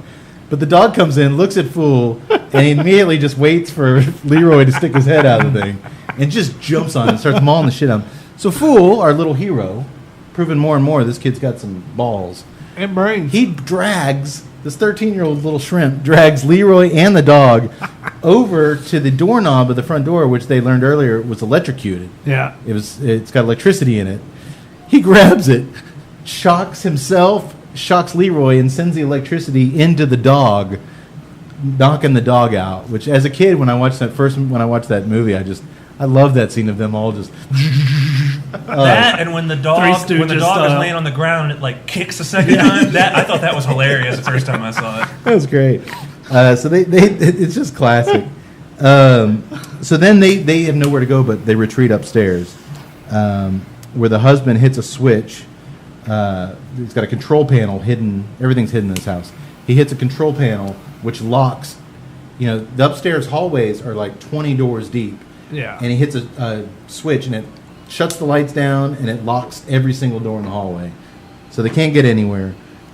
The dad runs upstairs with his laser sight pistol, and Fool covers his ears just as the dad, just huge caliber gun, just plugs Leroy like 5 or 6 times And in at the this chest. point, Everett McGill is still wearing his everyday clothes. Yeah. He's still, Dad's dead. Everything's normal, but he does rejoice in a very bizarre way after he kills him. He runs downstairs and starts dancing with the mother. I killed him. I He's killed him. like in a real crazy voice. I I got him. got him! I got him! I got him! And I got him, Mama! And she starts. She charged at me like a big bull. She's like, he was a big bull, Daddy. It's very, very creepy and bizarre. Ape shit is what it is. It is totally bad. And meanwhile, Ben Raines is laying there at the bottom of the stairs next to him, just blood pooling all over the place, and they're dancing their ass off. And at this point, he believes Leroy was the only one in the house, and problem solved. 'Cause doesn't he? He says he says, "Run, fool!" when he's getting Yeah. shot. Yeah, but so they- then Everett McGill's like, "He called me fool." He called me a fool. Like, he's the fool. Very strange, and things are only going to get stranger. 38 more days to Halloween, Halloween, Halloween. 38 more days to Halloween, Tuesday Night Cigar Club. You know who else loves Halloween? DraftKings.com. and FanDuel.com. Mincy? I lost $28 on DraftKings.com. I wasn't able to buy lunch for a whole week. Damn. God. Upstairs, while mom and dad... I hate you, DraftKings. Damn you, DraftKings.com. Upstairs, while mother and father are dancing in Leroy's blood, Fool sees a little doll, like a little handmade doll, being pulled along the hallway upstairs with a piece of string. You really get a sense how enormous the house is, kind of by the elongated hallways and the endless amounts of doors. Like, it's deceiving on the outside. Like, once you get Surprised you didn't make a joke about that. Mincy, are you going to have a doll on a string that you pull at the front of your sawmill? We just kind of figured that was a given. You know, Cody brought up something at the break. There's nothing keeping he and I from getting our own old sawmill. The sawmill is my thing. It's my dream to have I'm a just sawmill. saying, Cody's got a lot of real estate connections in Temple and around the area, so it'd be a lot easier for us to find an old sawmill. Hey, Cody, I've got some 18-year-old Glenlivet if you help me out. Wait a second. He gave you that bottle. You can't take it back. That would make you an Indian giver. The sawmill is my dream. Get your own dream. All right. You moved out here to the village. You got your house here. You've got your donkeys in the back. Now, if they get a sawmill, do I lose my rights to see you in your sawmill? If You I got to see pick. Who you going to come hang out with? Marianne? I'm not going to make you choose, Tuttle. You can come see me in my sawmill anytime you want to. If you go hang out with Mincy, you can't come hang out with us. Why is mommy and daddy fighting? Speaking of which, well, they're downstairs, mommy and daddy dancing. I promise, after I kill the pizza delivery boy, I will dance around like that and go, Tuttle, I got him! Are you going to wear the suit? We haven't gotten to the scene Okay, yet. all right. Fool follows the doll that's Yes. being pulled on the string to an air vent. The air vents are down, like an old style house, down by the floor. These huge square vents, and finally it leads him to this grungiest of bathrooms, where Alice is hiding out. Not only has she never seen a black person before, as he soon finds out, she's never been out of the house before. She has no concept of the outside world. When he mentions neighborhood, she doesn't even know what a neighborhood is. Yeah. And she sells it, I think. Yeah. They're kind of naive, sheltered. She sells it. She tells Fool that nobody ever gets out of the house Yeah. once they're in. He puts two and two together and realizes that the people in the cellar behind that wall watching the TV are the poor bastards who've come into the house and never made it out. Alice says mommy and daddy they've been looking for the perfect boy child for years. And when they couldn't find him, the boy children would always fuck up. They'd mouth off or they'd see something they weren't supposed well, to. there was a scene where it pointed to like the three monkeys, the speak See no evil, speak no evil, hear no evil, see no evil. Right. And that's this family's motto. Right. For their kids. So all these boys would Either speak, see, or hear. and dad would end up chopping off the bad parts of them and feeding them to the people under the stairs. Yikes. She thinks they're happy, though, in their own way, the people under the stairs. That's kinda fucked Because they up. give them flashlights and food of some sort. Yeah, I mean, take care of And he's like, well, why have you been able to live? And she's like, well, I don't speak, hear, or what's the other one? See. See any evil. She plays by the rules, I keep my mouth shut, my eyes closed, and my ears deaf. which is what I told Tuttle when he joined the Tuesday Night Cigar Club. I do that for my own preservation. Remember that guy we let in, Rick, a couple years ago? He did not. He saw a little too much. He saw a little too much. Now Rick lives under the stairs. You wonder why those donkeys always come up to Cade's fence when they're hungry. Rest in peace, Rick. Rest in pieces. Rest in pieces. I'm not doing any more Arnold. I know. I've been chastising myself every time. We didn't bring it up real quick. By now, you're listening to this. The competition with the Arnold fans is over. The horrible Arnold Schwarzenegger impressions are over. Well, I'd say it's over, but One might slip through. this week I flog myself when I do it now. This week, I once again opened my big mouth and I challenged the Travolta fans to It's so weird. a trivia competition, and we'll be doing that soon. God, I don't know why I We do keep. Ving Rhames quotes in a Travolta voice. Yeah, maybe the president will make me secretary of pussy.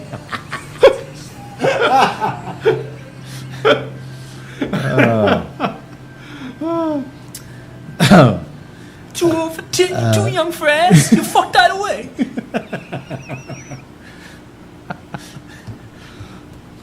I like where this is going.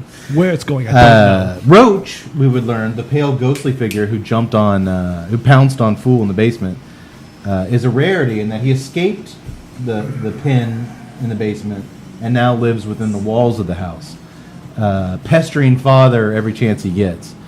Roach begins, as they say this, Roach starts screaming and laughing Yeah. throughout the house. Yep. To distract the dad, to keep him away from Fool and Alice Yeah. in the bedroom, helping him out a little bit. But Father now is decked in a full, blown-out S&M leather gimp suit. This thing's got straps, chains, buckles. Why does he need to put that on? He was just up there before dressed in his regular plaid shirt and pants with the gun and the flashlight. Now he gets that pump action gun and he's in the gimp outfit. It makes him feel sexy. He's got his. Why Well, does you know, a lot of people Michael say they Myers get wear a off- mask? Why does Leatherface wear different masks when he's doing different things?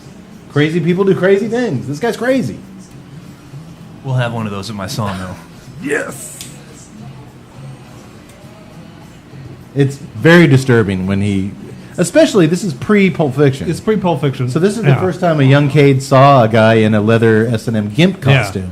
Or It's like- so he says. Well, some, Well, I of, can- I some can of only- us, like unlike Cody, didn't go to summer camp. Well, Wait, it was a church camp. We had none of these things. White privilege. I could only imagine because I remember seeing the gimp suit in Pulp Fiction, and I was just like, that was my first time, and I was like, what the fuck? Which, that's the same, impression I had here.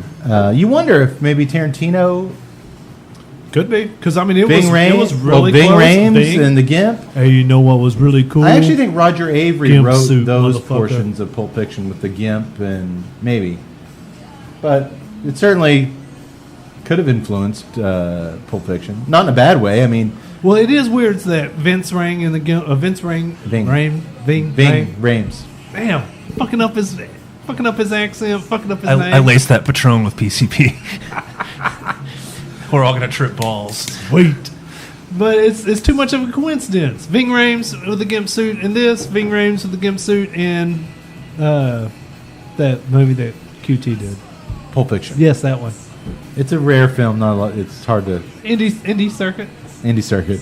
But he's now going around the house in this Gimp costume, just blowing the shit out of the house.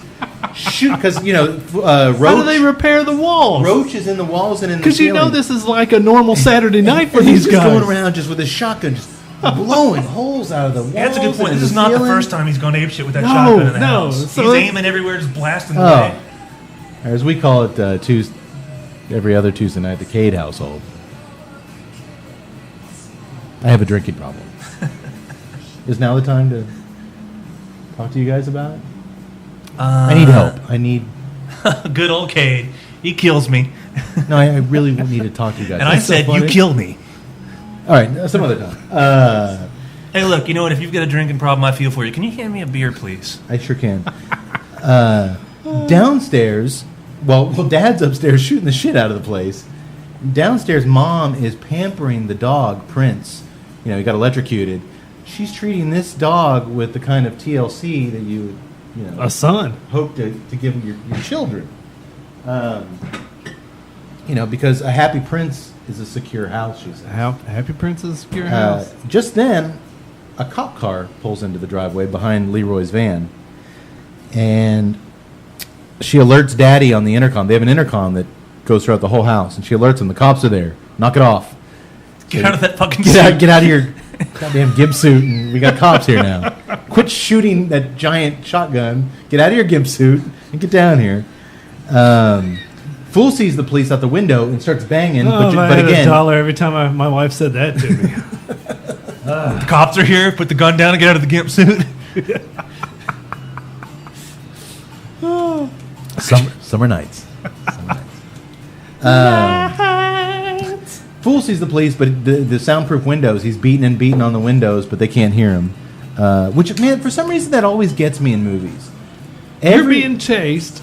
This is what I didn't like. I love movies, but real quick, I love movies where the cops are right there, Yeah. and you can't get their attention. For some reason, that works for me as a storytelling tool. I like when the cops are there and the person sees them and realizes how close help is.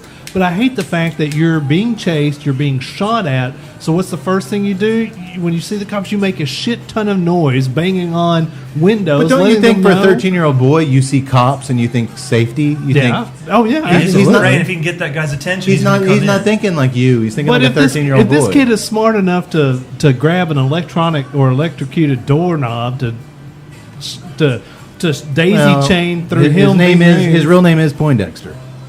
He's a nerd He at is. heart. He is. Tuesday Night Cigar Club is anti guys named Poindexter. No, I object. Poindexter from Revenge of the Nerds. I'm pro that dude. He's my least favorite nerd. Yeah, but he played a mean violin. You know, Cody, you're the biggest Revenge of the Nerds fan. Not there only ever that, was. he had some- least favorite nerd, Poindexter. Actually, he has his uses. Yeah. That's what's great. And Poindexter There had is some, no bad nerd. and he had some sick ass moves at that party. Who's your favorite nerd? My booger, obviously. Booger. Mincy's is Lamar Luttrell Motherfucker. with that floppy javelin. No, the aerodynamic. You know what's dude. funny is there was a time when a long time ago, or one of my social events up in Dallas, when I had friends, was we'd go play some sand volleyball. And I had a lethal serve, but apparently when I hit it, my wrist went limp like that. So this friend of mine said I had the Lamar Luttrell serve because I would hit that serve and it was deadly, man. It would go in the back corner for a point, but I just stopped at a pose right like that. Well, the cops can't hear him. We'll get back. Gather We'll round, get back to everybody your gather round. lethal Lamar Luttrell serve. Everybody clap your hands. The fuzz is there You're because starting to work. the fuzz is there because they spotted the van in the driveway, which is linked to a liquor store robbery from the Right. night before. Wait, when did a Merkin show up? Oh, the fuzz, the police. The police. That's street sign. I'm still just enamored by the criminal masterminds that park the van directly in the driveway. Well, Leroy and Spencer weren't on the Mensa list. I mean, they had Leroy their, thought he was. Yeah. Doesn't Fool say, like, do you think I can be a doctor? And he's like, maybe you get a medical degree in burglary or something like that. doctor of burglary. Is that close to Ving Rhames? No. Maybe you're president of the... That's terrible. that sounds like Stallone. Rocky. Sounds like That was- Marshmallow from that was- Fat Albert. That was Sylvester Stallone. Maybe you can be the president of burglary. I'll just go back to Travolta. That worked. Yeah, maybe the president make me secretary to pussy. That Spencer slick as shit. The cops asked to search the house to help out the family. Dad's down there now in his normal clothes, and they say they've already searched the house. They Nothing was taken. looked under the beds. Everything's fine. They're like, all right, well, we'll canvass the neighborhood. You might want to keep your doors locked for a while. And Mother is, it's a great shot of Mother like, oh, don't worry, worry. we will. I thought that was a great shot. Yeah, it was a good shot. How But did Everett change his clothes so fast? Do you have some kind of, like, bat pole that he slid down? And I think he may wear them under the gimp costume. Okay. Oh, yeah, that's got to be hot. It's gotta be tight. Maybe. I don't know. You just I don't know. I would have loved to seen to show how he gets in and out of that. I thought thing. that was the point of a gimp suit. You feel the leather against your skin. Well, no, it's loose and you tighten it with the straps. Oh, okay. You put it on loose over your clothes and you just buckle yourself in for the ride. Sounds like somebody knows a lot about this. He does do a lot of research for these shows. When you had a cigar this afternoon, did you just sit out here wearing that suit just to kind of get the feel of things? Well, I was wondering why he texted me. It was like doing research for the show. It's hot as balls out here. I was like, no, it's not. What is this character's motivation? I need to find out. I have to be like this character. I'm a method podcaster. Cody, don't ask me too many questions. Don't ask me any questions, Cody, but can you come a little early and bring some WD-40, please? Damn it. Some talcum powder. Are you stuck in the gimp suit again? But after the cops leave, Mother looks in the van and sees the Bear Trooper costume. So she knows now that There's she someone should have else. known it originally. They were seconds apart at the door. But she knows now that Fool is probably inside the house. And he needs to burn in hell. That's their big line. Burn in hell. She's like, yes, burn in hell. Oh, burn in hell. So they go back inside. Burn in hell like Oh, cheese. but not before. Sorry. Father, I won't do that. father grabs the Cub Scout uniform and smells it, Mincy style.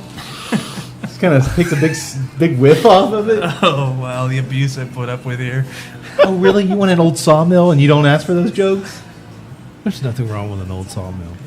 Perhaps he has a desire for rusty saws and old lumber.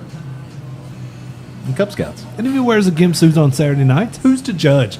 Who is to judge? Burn in hell.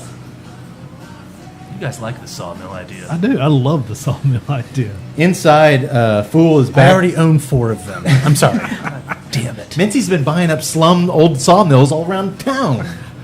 It was ill-conceived, though. He's going to kick out the tenants, but Just move in myself. there were no tenants. They're old sawmills.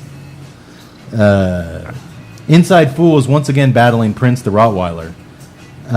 He's got his sneaker pressing down on one of those floor vents as the dog sticks its head out. And I'm watching it and I'm like, man, that looks so realistic. That dog getting crushed his head Yeah. by, once again, a size 14 stuntman sneaker. And I'm like, I don't know how they shot that without breaking the dog's neck. Yeah. Really effective action sequences every time the dog's on screen. Kudos to the head animal trainer, Roger Shoemaker, but I saw where there was mechanical dog effects, which would Yeah. explain how they could do all that, done by a guy named Robert Clark, who before this did all the mechanical dog stuff in Cujo. Okay. Another Oh, phenomenal okay. dog thing. Yeah. So this guy is like, if you want a dog in your Right. horror movie, Get this dude. yeah, get Robert Clark. So you think that was the scene that they used? Oh, it had to be, man. Yeah. I mean, that thing was just... Yeah, because I was wondering. It was Yeah. But it was a good look. It was a beautiful looking, good-looking deal. mechanical dog. So, Mr. Clark, have you really thought about how to hurt animals? No, not at all. What you really want to do is come in from this angle and then just shove that dog's face into the. I've got some demo stuff I can show you out of my old sawmill I live in. Okay, look, you're hired, but just we don't need to see it. Don't Are show you me your sure? tape. Can't we Skype this in? No. Come out to the old sawmill. I'll show you everything you need to know. There will be no harming of any animals at the sawmill. Are hamsters animals? Yes. I don't like what he's insinuating there. You're not being harmed if you're enjoying it. Again, Craven betraying everything about not working with kids and animals and rocking it. Like, oh yeah, I'm not supposed to work with kids or animals. That's all I got in this movie. So, Yeah. and I'm rocking this thing. Cool scene as he's fighting the dog. Fool quips, "What are they feeding you?" to that big dog, and on cue, the dog barfs up The ring. Spencer's skull ring. It's a great little. I like that little touch. Craven's always got a sense of humor about everything he does. And I really appreciated it on this movie. After he did some angry earlier work, Last House on the Left, there wasn't a lot to laugh at. No. No. Hills Have Eyes. One of my favorites, Deadly Blessings, where he took on the Amish. I didn't see that one. It's probably my second. I love that movie. I've never not- seen that either. Ernest Borgnine is this evil Amish preacher.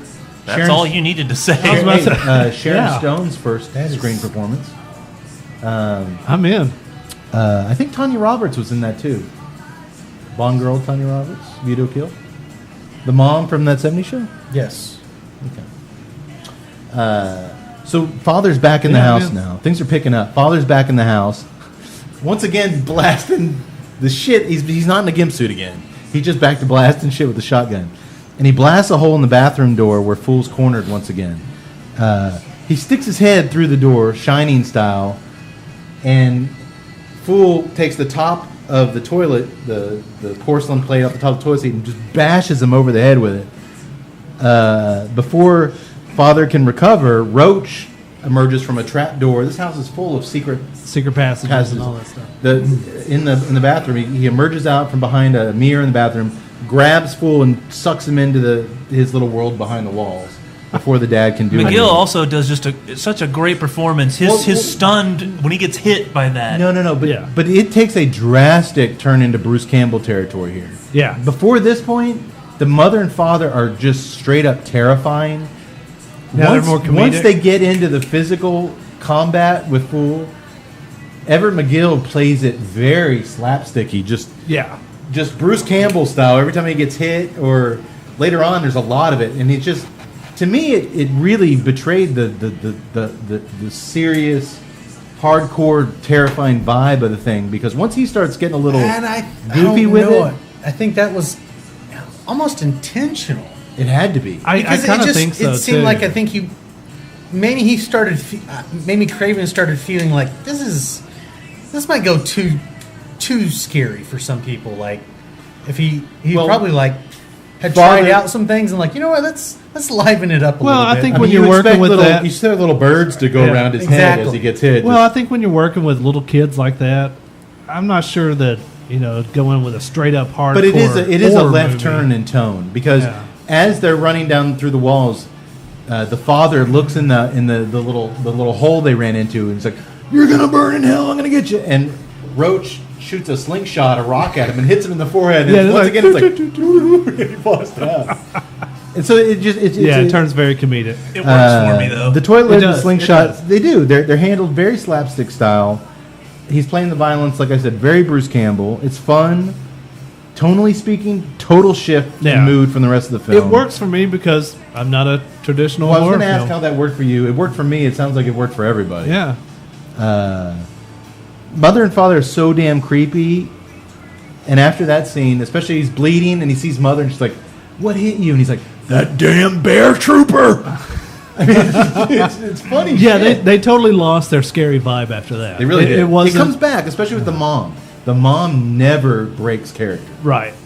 Till the very end, she stays Yeah. terrifying. Yeah. And that's what, if that was Wes's call, I'm going to add some levity with this goofball gimp dad. The mother is the scariest person in this film. I thought he's still terrifying. It just was funny too. It is, but the mother is, to me, the She's the nuts. core of the Yeah, they're both nuts. the Yeah. core of the terror, and she never breaks character. It just lets the gas off a little bit of the terror, but I think that might be needed. It was pretty intense till now, which isn't a bad thing necessarily. Well, like I said, if you're working I like with films an that- all-adult cast, I think you keep your foot on the throttle and you go as dark as you can.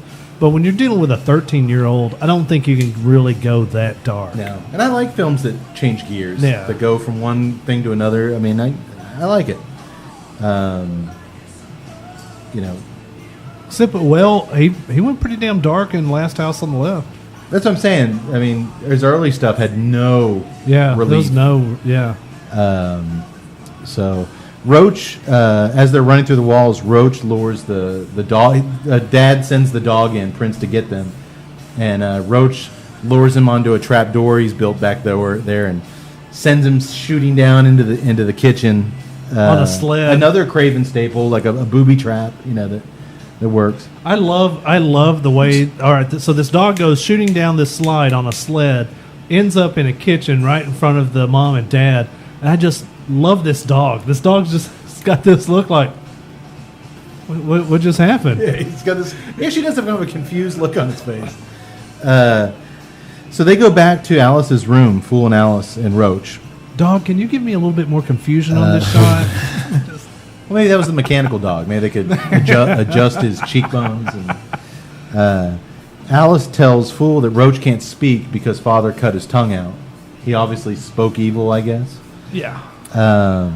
She also shows Fool her collection of homemade dolls, each representing a burglar, a salesman, or a service worker that had the bad luck of coming to this house and didn't get out alive. Dad and Mom kick in the door just then. Roach dives back into the vent in the wall, but he shoots him. He gets a shot into him first. The dad shoots Roach. The dad shoots Roach Yeah. as he dives in the wall. Mother grabs the daughter, little Judas, starts slapping the shit out of her on the bed.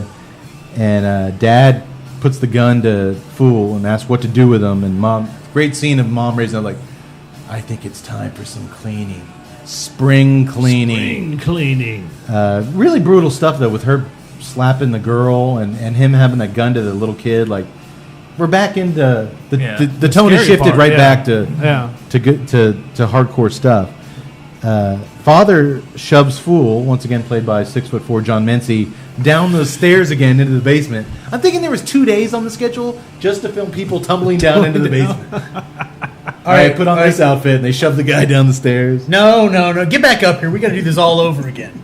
So many people fall down these stairs. I've broken both my arms. Toughen it And up. I'm fairly certain Kramer was probably asking. Just one more time. Certain Come we on, don't have more. anybody else stunt-wise. No, he's our only guy.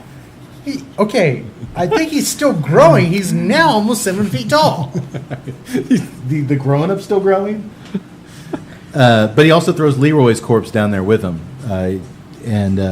While Mother upstairs shoves Alice into Leroy's blood in the foyer with a bucket of soapy water and starts, you clean this mess up. Father immediately hangs Leroy up by a hook and starts carving him up and throwing his body parts into the fenced off area for the people to eat, taking a few bites himself. He's got blood all over his along the mouth. way. He's chewing on some too. You realize now that it was some poor Kirby vacuum salesman's ribs that he was eating in that first scene. That Flintstone rib. But the Flintstone rib cage he was gnawing on was some poor vacuum salesman. God, so not only are these guys psycho, homicidal, just perverted maniacs, but they're cannibals. They're cannibals too. Everybody's funny with cannibals. I actually have a. You'll probably be the only one that knows this, but I did. It's funny when you don't realize things that influence you subconsciously. Remember in my first film, Smoke Some Kill, when the guy Joe is carving parts off the hanging man and taking the body parts and feeding them to the clones. It's just like this. I ripped this off without even knowing it. Or perhaps he just had an idea that Or someone had already done before perhaps. that happens. I watched this movie so much on VHS back in the 90s. It's very possible it just sunk in there. Who knows? Yeah, you do that a lot in music. You just don't even know you're doing it. Yeah. So now Mother, in one of the most brutal scenes, has run a scalding hot bath Yeah, this is kind of rough on me actually. upstairs. She brings Alice in there, and she's pissed at her for getting blood all over her dress that she made her, even though she's the one that shoved her down in the blood.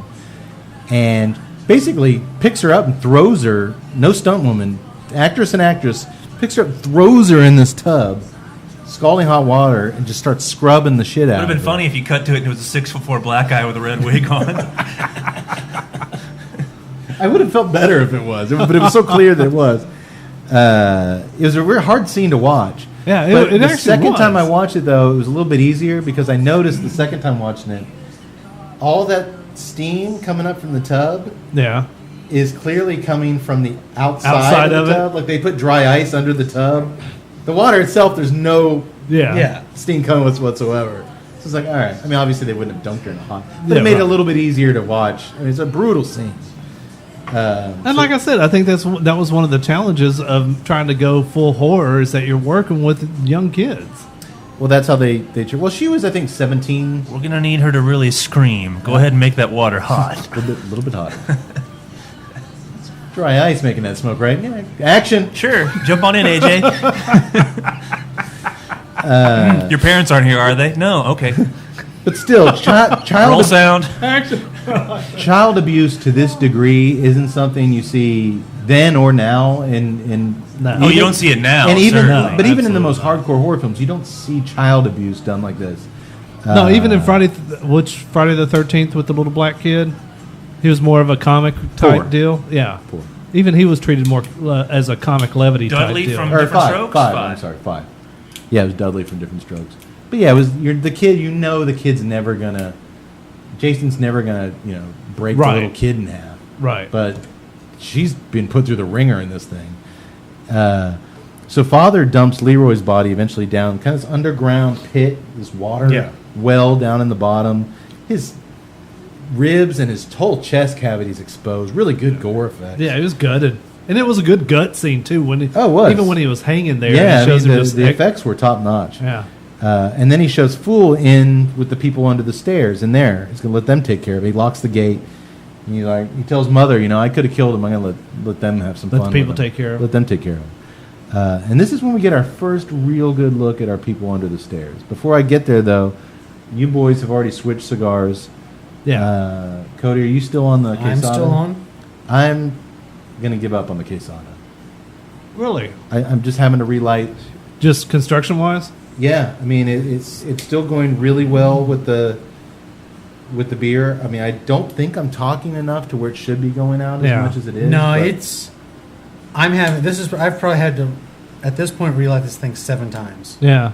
All right, now literally, if you are not just a constant puff. Now, in full disclosure, I bought it today. It was put in the little plastic Ziploc bag, transported over here over an hour. Which it should be mentioned. Usually, when we smoke cigars, they're sitting in my humidor for weeks, if not months, and then I'll bring them out a little bit early, seal them up, bring them out here to get them, right, conditioned to the. So I mean, yeah. So I don't know. Who knows? Yeah, I don't know if that played a factor on it. But if I was sitting here just by myself, I'm not a stickler for. If I got to relight a cigar, a big deal. If it's burning, if that's the way flavors are there, and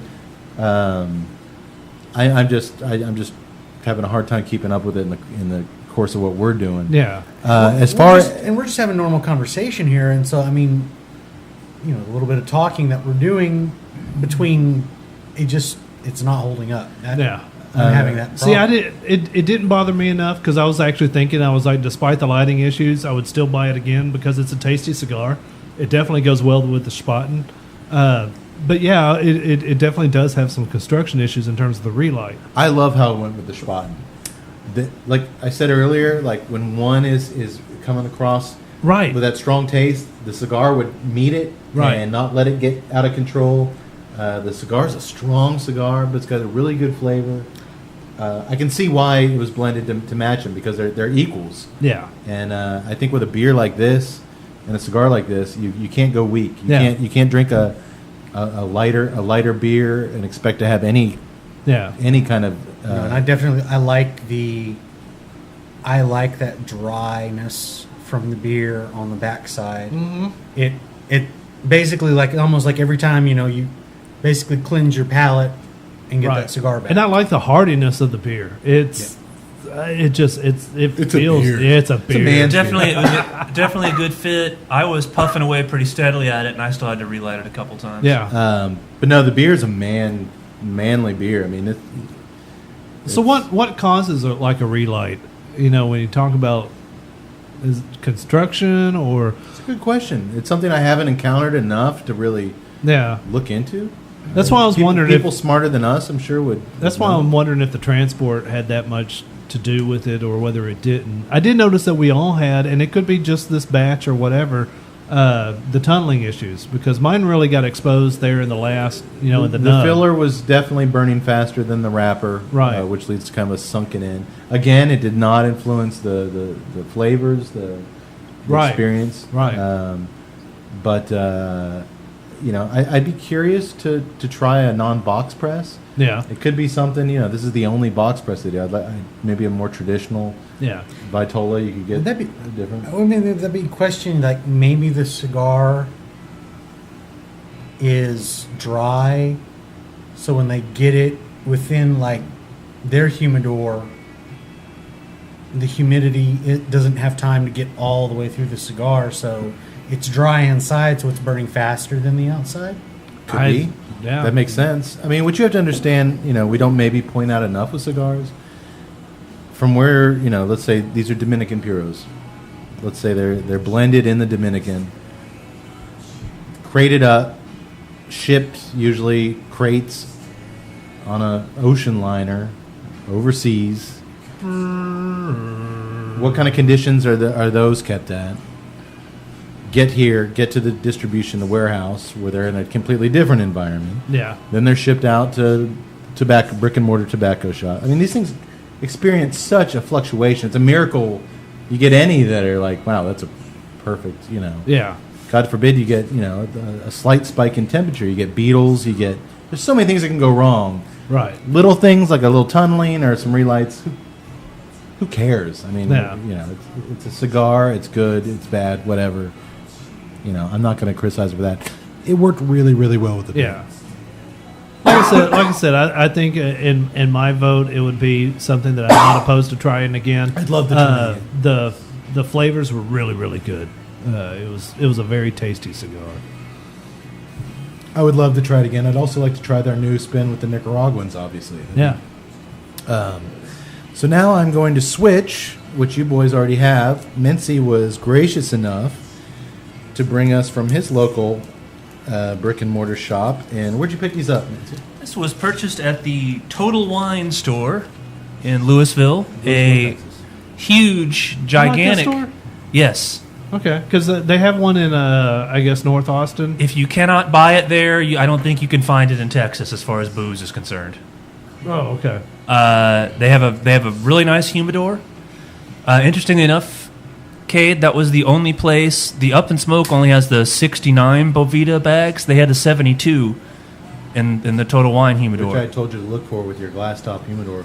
Right, so I put that in there, and I did actually raise it up a little bit. It's holding steady at around 66, 67.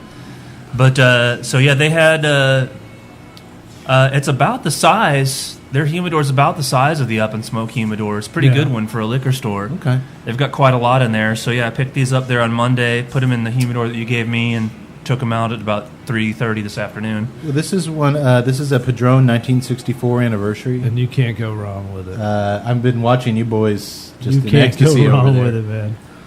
You will not have to relight this. I can't wait to light it up. I just toasted the foot, or when I toasted the foot on it, I kind of shot a look over to Mincy, and I was like, "Oh yeah, I saw it. yeah." So Quesada worked very well. Mission accomplished with the beer. Paired Fantastically. beautifully. Fantastic. I'll be curious to see how something not blended for that specific mission. As we used to Yeah. say in Special Forces, we called it a mission. When you had a special goal that you were set out to do. Is that what you called it? Yeah. We call it a sortie in the army. A sortie? I have no idea. It's never in the army. I thought a sortie was like from the air. That was like an air assault with planes or I think it helicopters. is. I thought it was like a light cream gravy. Kind of like No, chicken that's gravy. that's a sortie. Chicken, okay. So, where was I here? Or it's what my fellow East Texans call a sortie. Sortie? Oh, our first interaction with the actual people under the stairs. Yeah, yeah. They all have kind of long, scraggly, kind of teased hair. That's all I like. Even though they've been under the stairs forever, there's some products going on down They did sort of look like, maybe they were in the band Skid Row. there. Pale, crusty skin with kind of darkened eyes. That one guy did look like Sebastian Bach. A little Real bit. tattered jeans. My first thought was Skid Row. they kind of look like the studio audience at Headbangers Ball back in the late 80s. Or maybe like some dudes you'd see hanging around like the tour bus, like at a Wasp concert. Or Nice one. Nice pulling out the wasp. these guys just look pure 80s kind of headbang. But they were very crusty, and I guess the lack of sunlight, their skin was dried out. Skin's dried, yeah. They're getting no B12. Too crusty for like a pussy-ass Slaughter show. Oh yeah, They were definitely Wasp material. Yeah. Maybe King, but not hardcore enough for like King Diamond. No. Wasp was a good reference there. I worked hard on that. I think Wasp fits the demographic perfectly. But yeah, very, very kind of look like some pale, crusty headbangers down there, but ghastly. Yeah. I mean, crusty skin That's and what those guys look like today. a badly wounded roach distracts the people under the stairs from getting fooled. And by using Leroy's corpse, he pulls it out of the well and like a puppet kind of scares them. They kind of think that Leroy's back from the dead, and it allows Fool to escape. And he and Roach shuffle inside a huge furnace to escape. Yeah. The father's also running down to see what all the ruckus is about. I don't know why, but I really really dug the actor playing Roach. Who was that guy? Sean Whalen. What else did he do? He has been in. He's been a working actor. Yeah, he's still I doing. mean, just a lot of commercials. parts, just every little thing. Last thing I can say that I clearly. I mean, he's done a lot of TV stuff, just bit parts here and there. I remember clearly seeing him in the original Men in Black. He was one of the. Yeah. He was basically like one of the customs guys Yeah. in the Men in Black headquarters, like getting all the aliens through the airport or Well, whatever you want to he call has it. such a unique look that it just worked for me. It was instantly, it was kind of terrifying when you would just see him flash across the screen in the first part, but then once they started introducing him as a full body character, there was something about it that I was like, oh, this dude's kind of cool. I kind of associate with him. I associate with the guy who's been living in between the walls with his tongue cut out for years. I don't know what that says. Well, before he dies, because he's been shot. Before he dies, there in the furnace, he points to the way out up to Alice, and he gives Fool a bag of gold coins. Before he passes away, Fool climbs up the furnace vent, where he overhears the father questioning Alice. His father's back up there with Alice. He tells her he killed her little skinny friend in the walls and her little black friend. Too, and I'm sorry, and your little black friend your little black friend too. And he's having a hard time talking to her though, because the dog Prince is just barking like crazy at the door. And I'm going to ask you guys, be honest. When he gets off Alice on the bed and opens up that door, he's like, "You shut the fuck up." Did that remind you guys at all of me talking to my dogs? No, his was Not comical, really. and yours is really more with just a total disdain and disgust for their complete existence. I have two wiener dogs that just bark incessantly at any kind of activity going on. McGill's was, you shut the fuck up. Cade's is more like, shut the fuck up.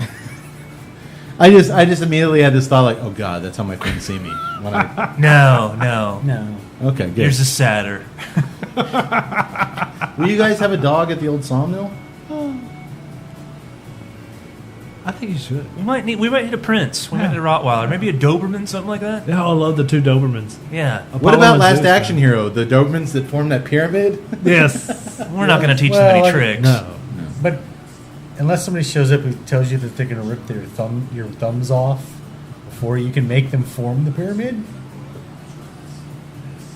will that? If I snap my fingers again, they will produce nothing but human recti. Are you gonna snap your fingers when I break off your thumb? No The other more good Arnold thing- Schwarzenegger. Oh crap! The Sorry. other good thing, Todd, Sorry. is to quote Possible. Hunter Thompson from Fear and Loathing in Las Vegas, Dobermans don't talk. So what they see, they can see all the evil they need to see. They speak no evil. They hear no evil. I love they're- Dobermans. They're perfect. They can see all of it. I like Dobermans. My wife got bit by a Doberman when she worked at a vet clinic in college. And She won't be coming to the old sawmill. And she didn't get bit by If a you Dachshund? guys have a mixer at the old sawmill, like a housewarming party, There probably won't be one of those. there won't be a housewarming. No, that would definitely. I'm anti-mixer. There won't be any mixers. Tuesday Night Cigar Club is anti-mixer. Well, how can you have the scary old man Mincy house? Yeah, I'm not when gonna you have had like a Christmas party. Yeah. Be afraid of me, kids. But here's a. No, if I want the legend to grow to those heights where you know, it's like Who'd you pick for the Secret Santa at the old sawmill Christmas party? Oh, I got old man Mincy.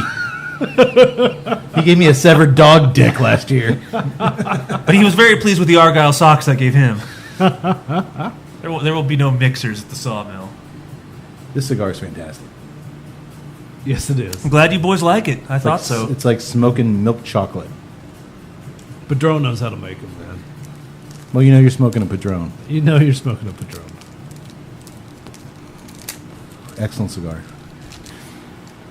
I should note, having said that, my impatience and frustration with my dogs, that's the only thing I can even remotely relate to this father character. I'm a good dad, damn it. I'm a good dad. I'm sure he thought he was too. You are. Yeah, I bet he did think he was a good dad. Huh? He wasn't. Bad dogs burn in hell. You guys, other than me screaming at my dogs, you've seen me in action. I'm a good dad. Yes, you are. I still see a future, again, back to The Simpsons, where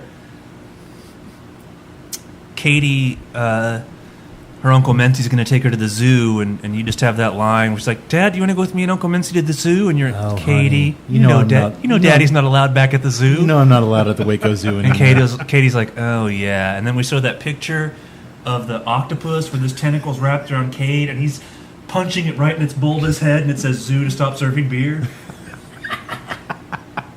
The other one will be when she's about 15, and it's all, Matt, apparently Katie has some unresolved father issues, and it's a picture of you with your hands behind your back, and it says, "Daddy gets arrested at my soccer game." And then it just becomes South Park. What is this? I thought this was America. Land of the free. So you saw the footage of me at the Galveston Aquarium a few months ago. Yes, Actually, I I did. see both you and me getting arrested at Katie's soccer game. I'll give you a yellow card. You call that offsides? Fuck you. I will say this before we move on. If my daughter chooses to play soccer, I've already let her know I will not be attending those games. Why? Why? A lot of cute young ladies play soccer. It's soccer. If she plays softball, I'll be there. It's only the most popular sport in the world. That's it. Your hipsters kicking in. The most popular sport in the world. Yeah, You're not going hipsters to watch don't it. love soccer. How many curly mustache dudes you have in the pub wanting to see the World Cup? They only watch it because it's not popular None. in the States. Your hipsters kicking in because it's the most popular sport in the rest of the world. No, I'm kicking in because it's the most boring sport in the world. But that's a conversation. I know Mincy's a big fan. That's wrong. I like would soccer. you- Go You're Ireland. Go joking, USA. though, right? I mean, if she wanted to play soccer because her friends are playing, you'd support her participating in the activity, Yes, I just wouldn't want to go watch it. Oh, you would. even if I came along with you and maybe had on a lab coat with a little flask inside of it. Like that's your stethoscope. I could. Literally, I'm wearing shorts and sneakers and I'm dressed like this. You can see it's plastic. Well, first of all, I think if you in your doctor's outfit there were attending children's soccer games with the stethoscope and the. Have you ever thought I'm about gonna the, need to be there with you. This is my mind. I don't know if I've got that kind of clout to say like. Have you ever thought it's about okay, just it's with getting me. the He's a doctor. 1980s VHS camera with the straw? You're doing great. We'll see. We'll see how that I works. like pina coladas. I'm going to support her anyway. And slow walks in the rain. I do have a cousin who went all the way through college on a soccer scholarship. So if that could lead to that, sure.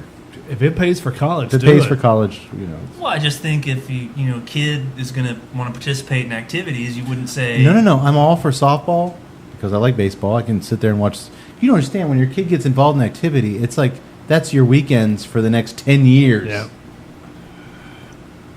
Just don't Once become. again, You guys think I drink a lot now? Just don't. Kate is only thinking about himself. What you Just got don't going on? become one of those parents that Katie's an awesome softball player. She's going to play for the U.S. Olympics. This is all she's going to do for Hey, 3 years. it's better than our parents when we played soccer, man. No, you're going to be like Venus and Serena Williams' dad. You're going to be like banned from every event. Exactly. God, man. it's Mr. Cade. Jeez. Katie's a sweet girl and a good player, but that Of course, asshole. Of course, Whoa, that's whoa, probably whoa, a whoa, bad. whoa, That's whoa, probably whoa. a bad example because they're like millionaires Whoa, now. whoa. It's an opportunity for somebody to call me Mr. Cade? Oh, great. Now you're right. Matt Cade's here again. Oh. And he brought that tall bastard who wears that cheap $6 reflector on his head. That guy's always drunk.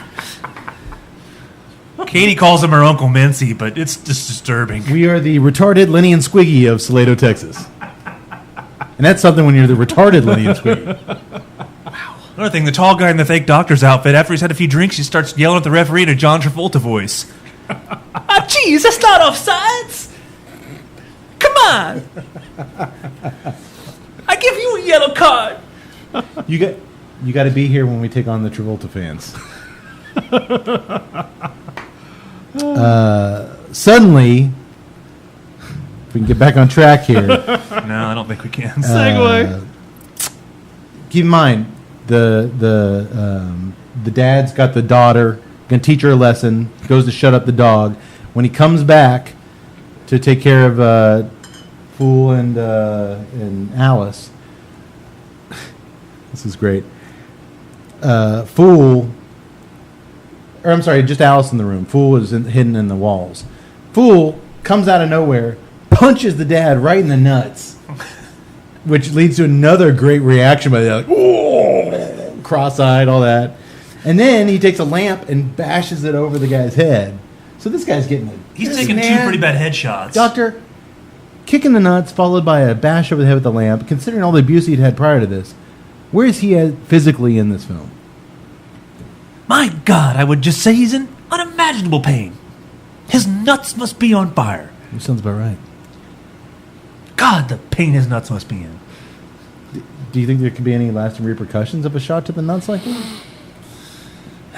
I'm afraid it's far too early to tell. The man knows. Man knows. The man knows. Fool and Alice scurry through the vents. They both go out through the vents, and they start heading towards the roof. So Father immediately goes down the basement, pours gasoline all over Roach's body. Remember, he died in the furnace. That's true. He dumps gasoline all over him, lights him on fire, and starts smoking Smoking them out of the vents. Smoking them out of the vents. Burn in hell. Burn in hell. Burn in hell. I thought that was a heads-up move. Then he immediately starts shooting the walls again with the shotgun, trying to get them.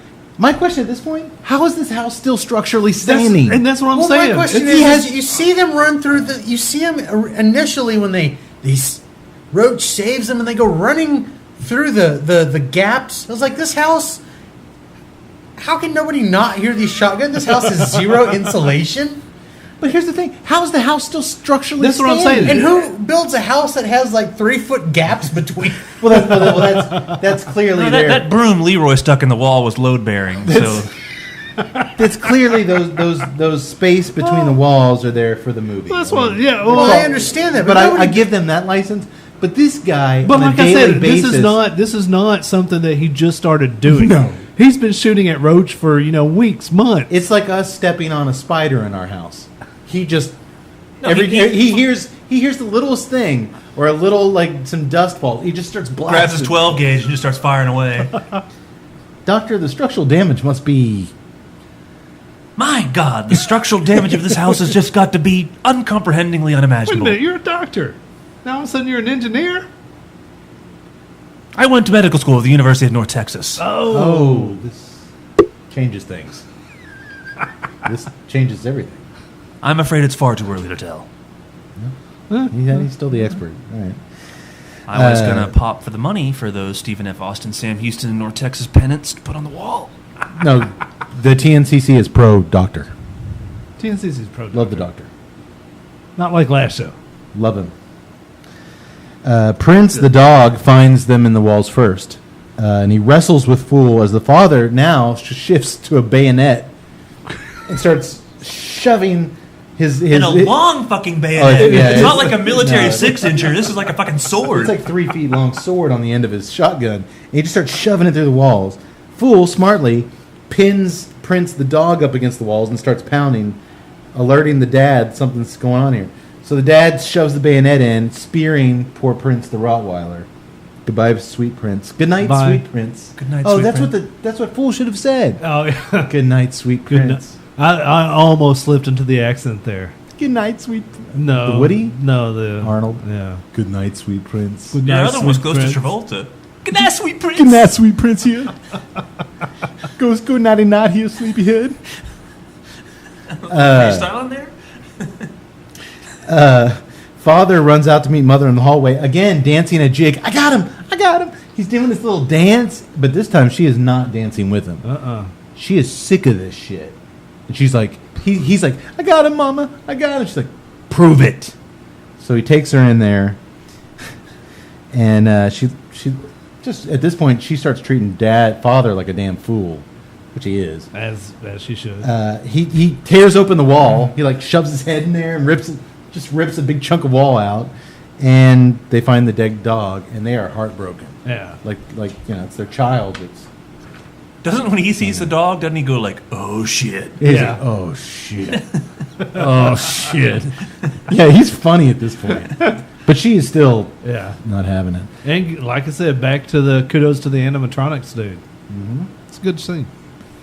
Well, Fool and Alice are now up on the rooftop of the house, outside, up on the rooftop. First time Alice has ever seen outside or clean air. Well, he says, Fool says, smog's never smelt so good, you know. There was a lot of nice little one-liners for Fool. Yeah, it was. He did it really Says something good. about the lights of the ghetto. The lights of the ghetto. Never looked so good. She's too afraid to jump down into the little pond out there with him. All of a sudden, Dad comes into the attic, and he's charging. Fool's like, come on, Alice, come with me, come with me. She grabs the gun from Dad so he can't shoot Fool, which gives Fool, he slides down, falls down off the roof into the little pond outside. And in an instant, Dad is outside shooting that giant shotgun at Fool out in the backyard in this residential neighborhood. Mother runs out, scolds him. You never shoot outside. You bad boy. Go inside and put your suit on. That's why the gimp suit exists. Oh, that's like a punishment. That's his punch. It's a S&M deal. She punishes him, which is very clear that he's subservient to Mother. Yeah. If you're the neighbors and you see this bug-eyed, batshit Everett McGill come out with a 12 gauge and just start blasting away, aren't you calling some sort of authorities at that point? You know, for a guy who wants to live in an old sawmill, I would think you'd appreciate neighbors that minded their own business. No, see, that's the idea of the abandoned sawmill, you simple fool. There will be no neighbors. Actually, that does kind of defeat the purpose of being Old Man Mincy. I'm going to need neighbors. Yeah. If you're out in the middle of nowhere, nobody's going to... I apologize. I'm sorry. There's gonna. You want neighbors, you just don't want nosy neighbors. Well, I'm not going to be out blasting. I can just see the house hunters. People lived nearby the Sawyer clan in Texas Chainsaw. They just knew better than to... Yeah. Well, you trouble. need to find like it's a street that hasn't been finished. You could tell that they were gonna at some point maybe go beyond that, but it literally is that last house. The funny the thing last is, sawmill on the left. Part of the mythos of Old Man Mincy is going to be they don't see me during the day. I'm So one of the kids is going to be like, I saw him out. He came out to get his mail one night after dark. And the guys are, oh, bullshit. You ain't never seen no Old Man Mincy. Yeah, but that betrays the whole creepy factor if you get mail. I saw him getting his Bed Bath & Beyond coupons out of the mailbox. I'm just imagining my wife and I. Leatherface isn't going out to the mailbox getting I'm just coupons. imagining my wife and I Get sitting me. down on the couch and it's like, today on House Hunters, Mincy is looking for an old sawmill in the North Texas. We've taken him to 3 different sawmills. You know, in Central dressed like Texas. the dad from Chainsaw Massacre. I've got an old pair of overalls on and my There Will Be Steel's hat. This one doesn't really suit my needs. I don't know. There just doesn't seem. I don't know. The rust in here doesn't feel like it's old enough yet. I don't know. The kitchen's kind of dated. Is this laminate? I was hoping for stainless. Do they cut to people like a confessional? I'm sitting there and I'm like, there's just too much goddamn grout in that place. Shit. No, I like him being like wanting like modern touches on the inside. Like I like the rustic You know, appearance. walking around- I like the missing shingles and the cobble sidewalk. But No island in the kitchen, eh? I was hoping for some marble in the master bath. Well, I was looking for a stainless steel fridge, but Well, with the money you'll save on this old sawmill, you could afford some some upgrades. that's the name of the show, This Old Sawmill. But then they show you. But then they show you, and you're like, yeah, those upgrades add up. I knew it. Here they come with the add-ons. But Fool gets away. Yes. He escapes into the night. And the next morning, Fool and his sister Ruby sit at the breakfast table with their wise old grandfather, played by I love this Bill dude. Cobbs, Bill Cobbs. who's played a wise old grandfather in about 1 million movies. I can't name you one, but I've seen this guy play the same wise old I saw him grandpa in recently everything. because Demolition Man. Who's he in that? He was Stallone's buddy. he was Stallone's wise old grandpa. No, like It made no sense. he played the pipe. Yeah, He Kate played- knocks over the microphone. He played the pilot when Stallone is fighting Simon Phoenix, and then when he wakes up and then he goes into the modern station house in the Yeah. future, the first guy to greet him, Cobb's playing that same character. He's always the wise old man. Recently, I saw him. He has a small part in The Color of Money with Paul Newman and Tom Yes, Cruise. he was in Color of Money, When that's right. he goes into the first pool hall. Yeah, he's been in a lot of things. I've always liked him. He's just got one of those great voice textures. He's got a great look to him. I've appreciated him every time that I've seen this dude in.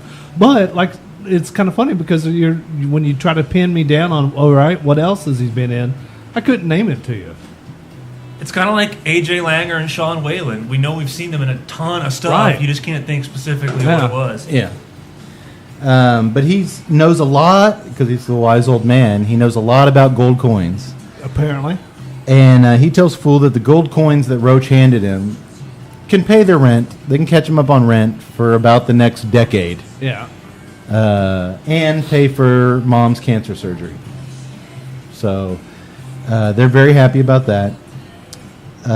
He also tells them that brother-sister act that Fool encountered at the evil house. Well, that husband-wife act. No, he calls it the brother-sister Right. act. That's what he's saying. Are pure evil. And he's like, brother-sister? Yeah, they've been acting like, So not only are they homicidal Husband and maniacs, not only are they homicidal maniacs, ghetto slumlords, and bloodthirsty cannibals, but they're also inbred sibling incest. diddly diddlers. Diddly do. They diddle their siblings' private parts. Charming Gross. couple. Charming couple. Where else do you go?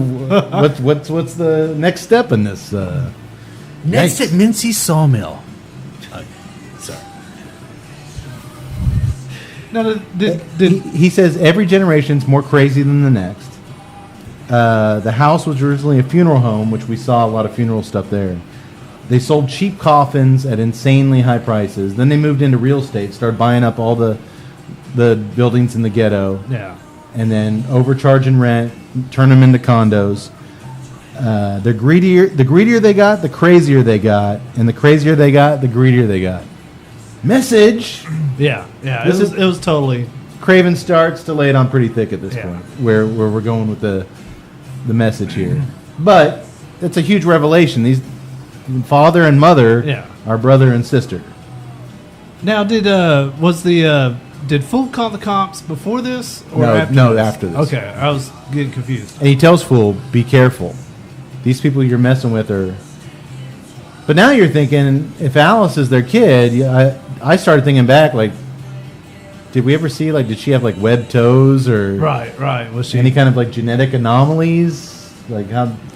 Well, just because you're look to the English royal families lines, just because brother and sister have a kid doesn't mean that they're going to automatically but it's come been, out. it's with, been laid out that this is an ongoing Yeah, generational okay, thing. now it's- all if right. it's that far down the line, that's what Hills Have Eyes was. Tuttle just offended the royal family. We're in a lot of trouble.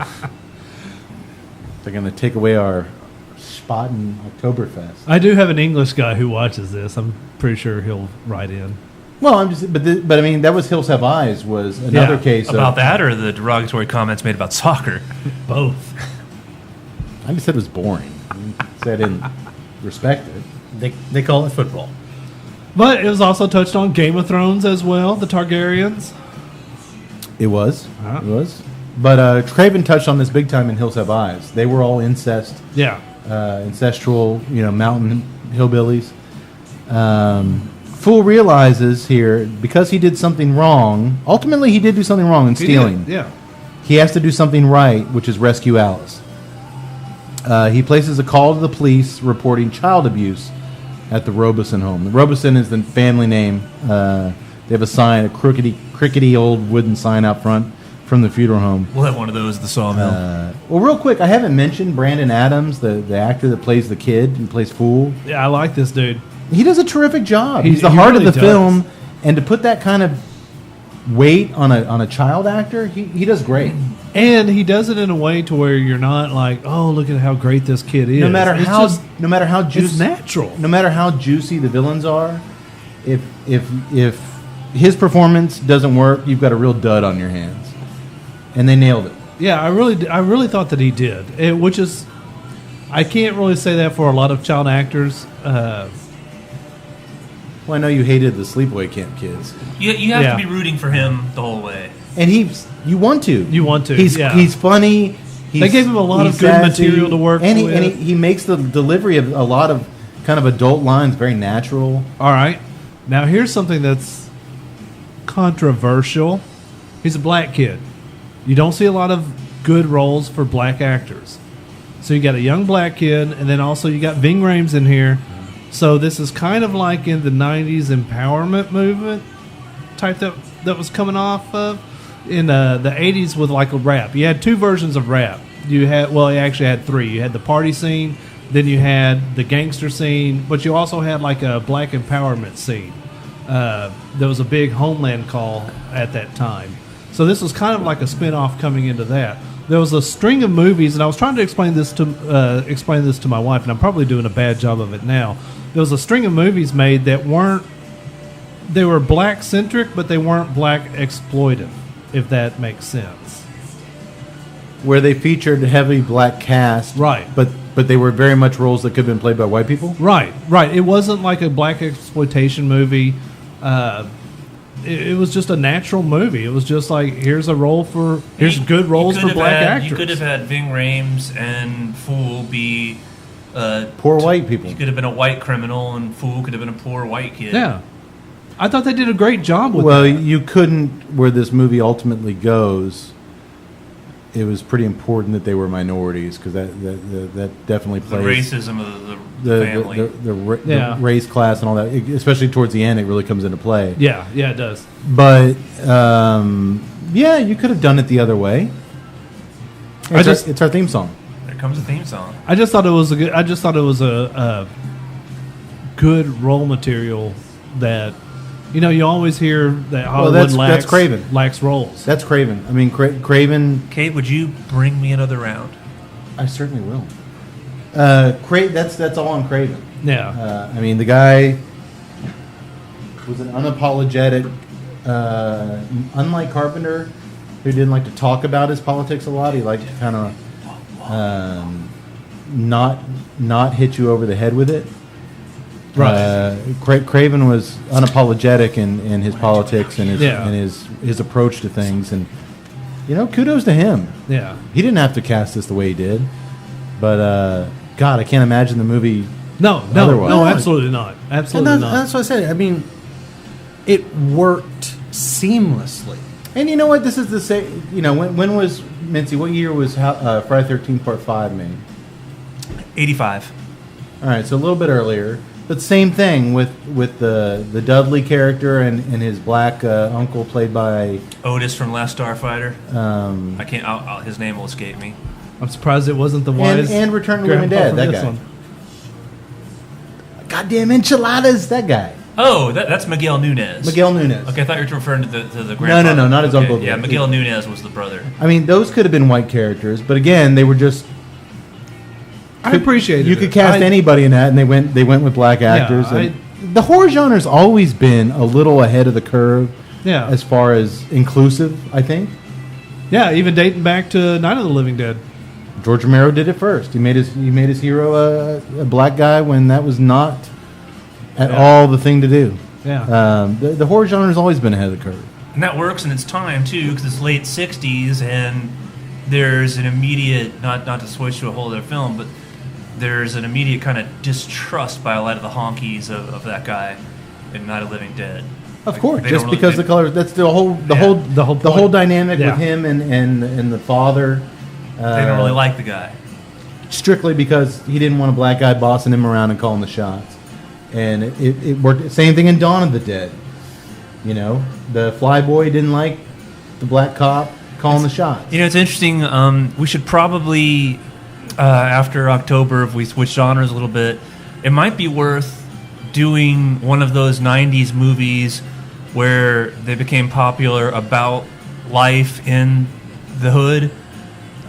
Because you and I talked about how one of the more popular ones was Boys in the Hood, Right. which is the ultimate message. I hate that movie. Whereas in another case, Menace to Society. Menace to Society, we talked about it. They totally take the schmaltz out of it. It's like, we're going to go ahead and paint the picture of what it's like to live in Watts in L.A. in the early 90s and the lives these kids are going through, and we're not going to hit you over the head like they do in Boys in the Hood with it. Not at all.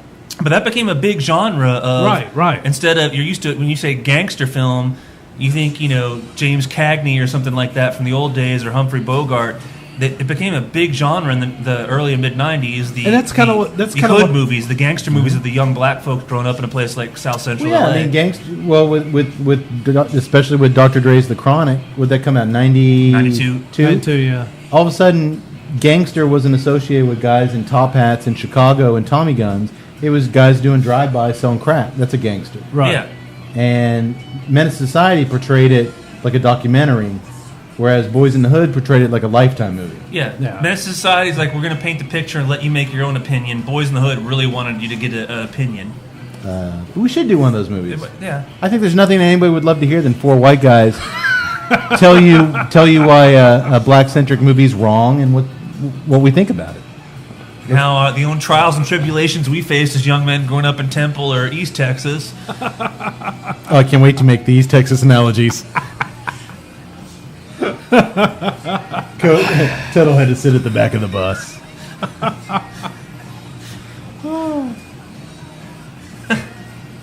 Let's do it. We'll do it. Why not? Yeah, I think that's a good call. I think that's a good. And I can think of something we can smoke for that episode. What are we going to drink? Cody, you slice up the Philly blunts. Mincy, you pack them up. I'll lick them up. And we each have a big old 40 in front of us. Let's do it. I've been working my whole life towards this moment. It's for the podcast, baby. It's for the podcast. Once again, you went Travolta there. I like menace to society, you know what I'm saying? Like the black kids from real life, you know? I like to eat fat burgers too, you know what I'm saying, Todd? So weird. Well, the cops and the child welfare workers immediately flock to the house. They take that shit seriously. They come in droves. Mother has cleaned up that house super fucking quick. Made some cookies.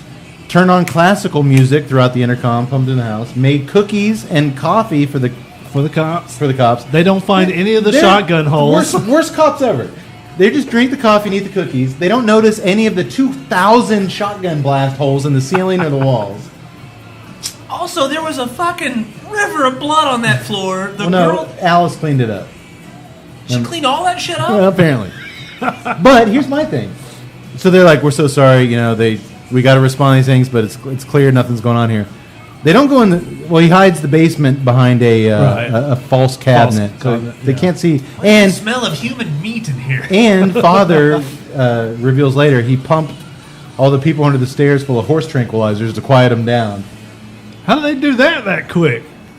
I guess he had tranquilizers like a gun, maybe? Jesus, you seen how quick he can change clothes. That's That can't true. do anything fast. If you guys are going to run an old sawmill, you're going to need to learn how to use horse tranquilizers. I call that Saturday night. Something I already know how to do. I know you do, my friend. But they actually... Churchill Downers. This genius cop running the investigation actually finds Alice's bedroom. Oh, yeah? You don't have any kids? What's this? And they're like, well, it's our daughter Alice. She left us. I thought that was played very nicely. She left us to heaven many years ago, and we keep the room. And he's like, much like the doctor boy, he's like, it must be terrible for you. I'm so sorry. Where was that old cop from? I've seen him before.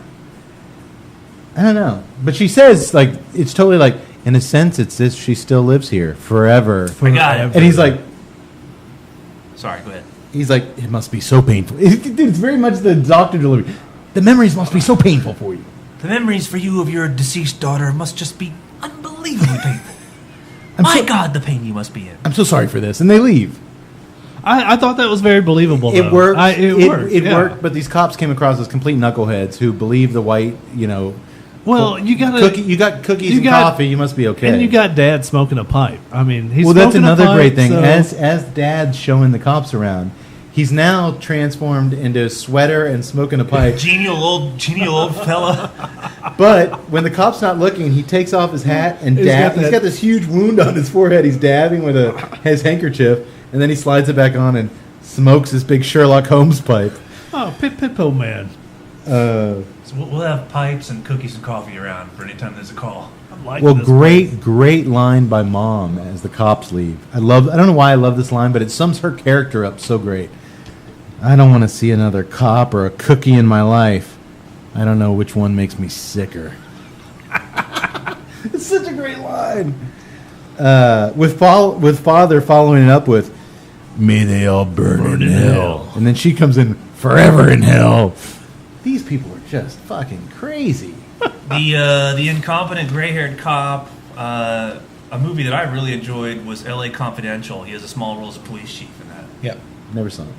Okay, good movie. Just check it You out. never saw Ella Confident? Oh, Is that the one with Nicholson? huh? No, it's that's The Kevin Departed. Spacey. Russell Crowe. Crowe, Russell No, there was Crowe, also like a- Guy Pearce. Okay. I thought that was another Kim one. Bassinger. I could have sworn Nicholson was in She that. won All right. James Cromwell. She won She an got a- Academy Award. Yeah, Oscar.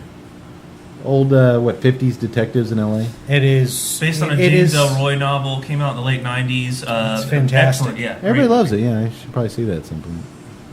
Apparently, I need to watch it too. I can't Well, remember the- anything about the it. costume work, the Dialogue, the the period dialogue. yeah, it wasn't just so much the actors themselves. Everything, all the peripherals. That's why Kate. Perfection. That's why Kate doesn't like it. I'll He say, doesn't I'll like say period this pieces. too. Also, when that movie I think came out in '97, so Russell Crowe was an unknown, and so was Guy Pearce. And for the life of me, when I found out they were Australian, like a year or two later, was like, Yeah, what? and that was just what was absolutely amazing. Kind of like me with the entire cast of True Blood. It never ceases to amaze me how non-American no. actors can do a perfect American accent. Oh, what? We left out the most important one. Cromwell. Cromwell's really good in it. Yeah. But so is Russell Crowe and Pierce, and I was like, what, those fucking dudes You aren't know what? I American? think Tuttle might be right. He said I probably didn't watch it because I don't like period pieces. I don't like period pieces. Watch this one because it is actually a good murder mystery as well. Last period piece I loved was There Will Be Blood. Because I thought it was just so beautifully shot. Like I felt like I was there in the period. I think which you- it sounds like you you're would telling appreciate me. you would appreciate the technical Yes. aspects. You're telling That's me what I'm saying. aesthetically I'm there. Yeah. The peripheral. It wasn't one of those where it was just like, oh, this is something shot in the 50s, so we're going to throw out all the tropes. See, I love those types of movies. If you can actually transport me to that Yes, time, that's exactly what this is. You walk right into, and they do a great. Yeah. The beginning of this film is fantastic. Danny DeVito as well. He does a great narration. Yeah. In the beginning of this movie, and it's just wow. Danny DeVito narrating and not Morgan it's Freeman. not a huge period piece in that the movie comes out in '97 and it's supposed to be like 1951, so it's not a huge time difference. Well, still. Yeah, but they kind of capture the whole scene of L.A. as a burgeoning city in the early '50s. And the You way know? the way that Hollywood affects it, the way that the police were at the time, and the historical aspects of it against them, and organized crime coming into the city, it really is good. Cool. I'm gonna have to watch it. Maybe we'll do a show on it. I thought After we tackle Menace to Society. Menace Society, we'll go into. Don't be a menace while drinking your juice in the hood. Yeah. No, that's too easy. Message. I think Dashiki and me are going to tie the knot. You need to get the bitch's tubes tied. Let's get back. That moment with her saying that bit about the cookies, and then her and Daddy walking up the stairs together, I just kind of got overwhelmed with what an underrated pair of villains. Yeah. You never hear about them talked about. And as far as Craven goes, I know Freddy Krueger and Ghostface from Scream get most of the love, but as far as creations of his, I think they're it. This was just, you know what? We've talked about this before. It's early 90s, and that was a period in time where horror movies, nobody was paying any attention to them. You had the 80s were great. You had the started Fangoria to kids die like me. off. You had the Fangoria kids like me who watched everything Right. And it was over and over and over. Until Well, Scream came out in 96. Right. these- right. and you then- kind of there had a was that- backlash against all the slasher movies Yeah. that were Correct. kind of thrown But these out. films, much like Carpenter's films of the late 80s and 90s, they did not set the box office on fire. There's a very limited, box office scope. I think what makes this even more hit home is, when you read stories about, remember that sicko a couple years ago in Cleveland who actually kept the women Yeah. Yeah. hidden behind walls for years as like sex slaves, and he just took them off the street and they disappeared for years. Like, this shit actually happens. Yeah. Isn't that not the basis for the story? Didn't Craven Craven read read a story about a burglar who broke into a house, and through result of investigating the burglary, the police found a woman who was, or kids, they had been keeping their kids captive in the house. They had never been out of the closet. So that's kind of what sparked it in Craven. But this shit actually happens. We see it at least once a year. Somebody's keeping a kid or somebody, a slave, like in their backyard, or like I mean, it happens. This Yeah. isn't Freddy Krueger. This isn't, Ghostface. Like, it's based in this shit could happen. Whether it's in a funeral home, whether it's in an old sawmill in Central Texas. Don't have any of that going on in the No. sawmill. No. It's going to be the appearance of Right. the sawmill. Right. I just, real life is so much scarier to me than a dream monster like Freddy Krueger. Yeah. These guys to me are Wes Craven's best fictional villains he created. And I never saw Twin Peaks, but he saw Wendy Saw something Wendy in them. Roby was her name. Wendy Roby. Well, He saw her and McGill, and he thought, "Oh boy, I can get these." she two has a together." great villainous face. She just has a great. And she kind of brings together, just thinking about it, like the mom from Carrie. Yes, I had the whole. Well, They're the all mom gonna from laugh at Carrie. you dirty pillows. She was like a good combination of the Carrie mom And and, the the chick from mommy Misery. dearest, the mommy dearest mom to me. And the Mommy Dearest Yeah. and Kathy Bates from Misery, You dirty bird, just it's all about cleanliness and Yeah.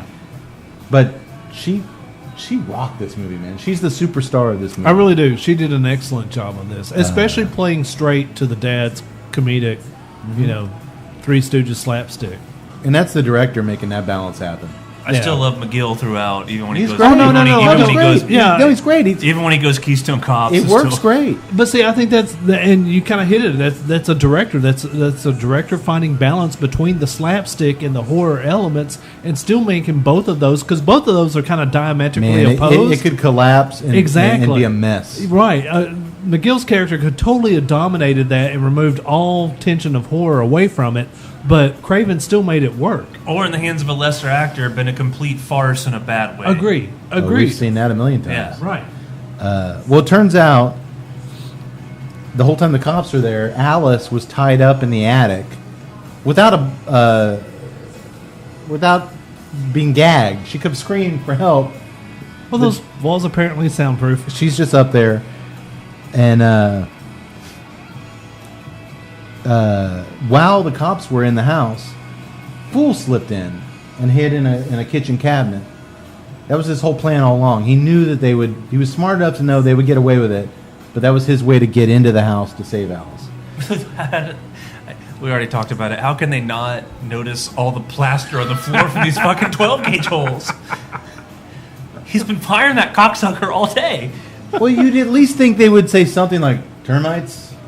Like, what's with all the giant holes in your wall? Termites. Termites. That'd be funny if he said that. And that heavy smell of cordite in the air from obviously expended shotgun shells. Termites. All right. Well. It's an old house. Right? So he emerges once Mom and Dad go up to bed. Fool emerges from hiding in the closet. So did anybody besides me, when she says something like, doesn't she say like, get me ready for bed? That's a little bit later. Okay. I was expecting like, even though we know they're brother and sister, is there going to be some rug munching going on here? Yeah. Well, if you can munch rugs, There's actually a disturbing wearing that scene. leather mask. There's a disturbing scene coming up for me. So he hears the grown-ups saying their prayers upstairs as he creeps up the stairs. Only when he finally gets up there, he peeks in the bedroom and he sees he's not been listening to them saying their prayers. It's a old reel-to-reel recorder that they recorded them saying their prayers on. They trapped him. It's a trap. We will have an old-fashioned tape recorder at the sawmill. Got to. He turns around and boom, there's Father back in his gimp costume. But Fool gives him a hard wrestling eye poke. Hey. Right in the eyes. Goes for the eyes. Woo! And he had grabbed a poker from the fireplace downstairs and he smacks the mom right in the knee with the poker, takes her down. He runs off, opens the kitchen door downstairs. This kid is so smart. He opens up the kitchen door outside to let them think once again that he escaped, and then he hides in the living room. So they're like, he got away again, Mama. So they close up again for the night, thinking that he got away.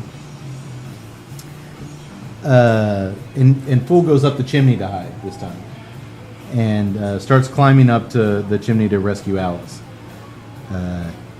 When he gets to Alice, any hesitation, she hesitated the first time to escape, is washed away when he tells her that they're not her parents.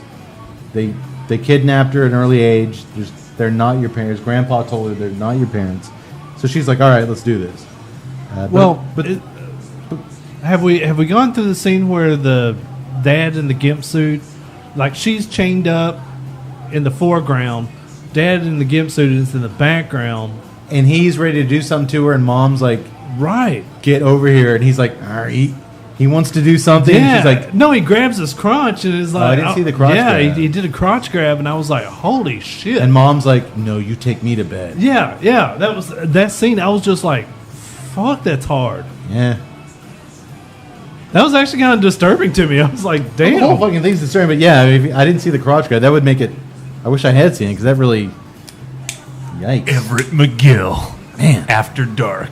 no wonder. Well, he's sitting there in this gimp suit, and I'm like, oh, that's not cool. But mom is not leaving him up there with her. She's like, "You come take care of me." So they go back to bed. Fool sneaks back up there. And he's like, "All right, all we gotta do is jump out like I did into the pond, and we're out of here." And she's like, "Well, problem with that is, after you escaped, he drained all the water from the pond and filled it with broken glass." Of course, the cops didn't notice that. And- Worst police ever. And father has also wired the entire house with dynamite for some reason at this point. To where if you try to get out anywhere, the whole house is going to explode. That's kind of a bad plan. Something perhaps a crazy person would do, which... All right. Now we're approaching Wile E. Coyote level.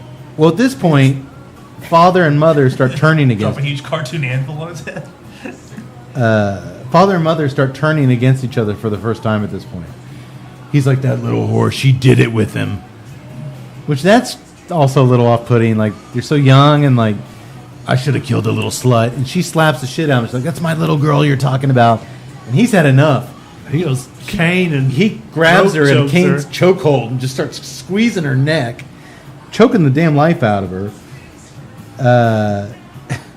And then all of a sudden they hear noises from the chimney. And who knows where that was going. Or maybe that was part of their kink. Maybe she liked to be choked. I don't know. Psycho killers, Doctor, what would do you you do? say She did not look very happy. would you say that S&M shenanigans in the bedroom like that could lead to unfortunate consequences? Well, Mr. Cade, I think it's far too early to tell. No, it's not. But almost definitely yes. But Ask David But it's still Carradine. far too early to tell. he's the expert. Ask David Carradine. He's Too He's soon? he is wearing a white coat. He knows what he's talking about. What about that doofus from NXS? That sucks. I loved In Excess.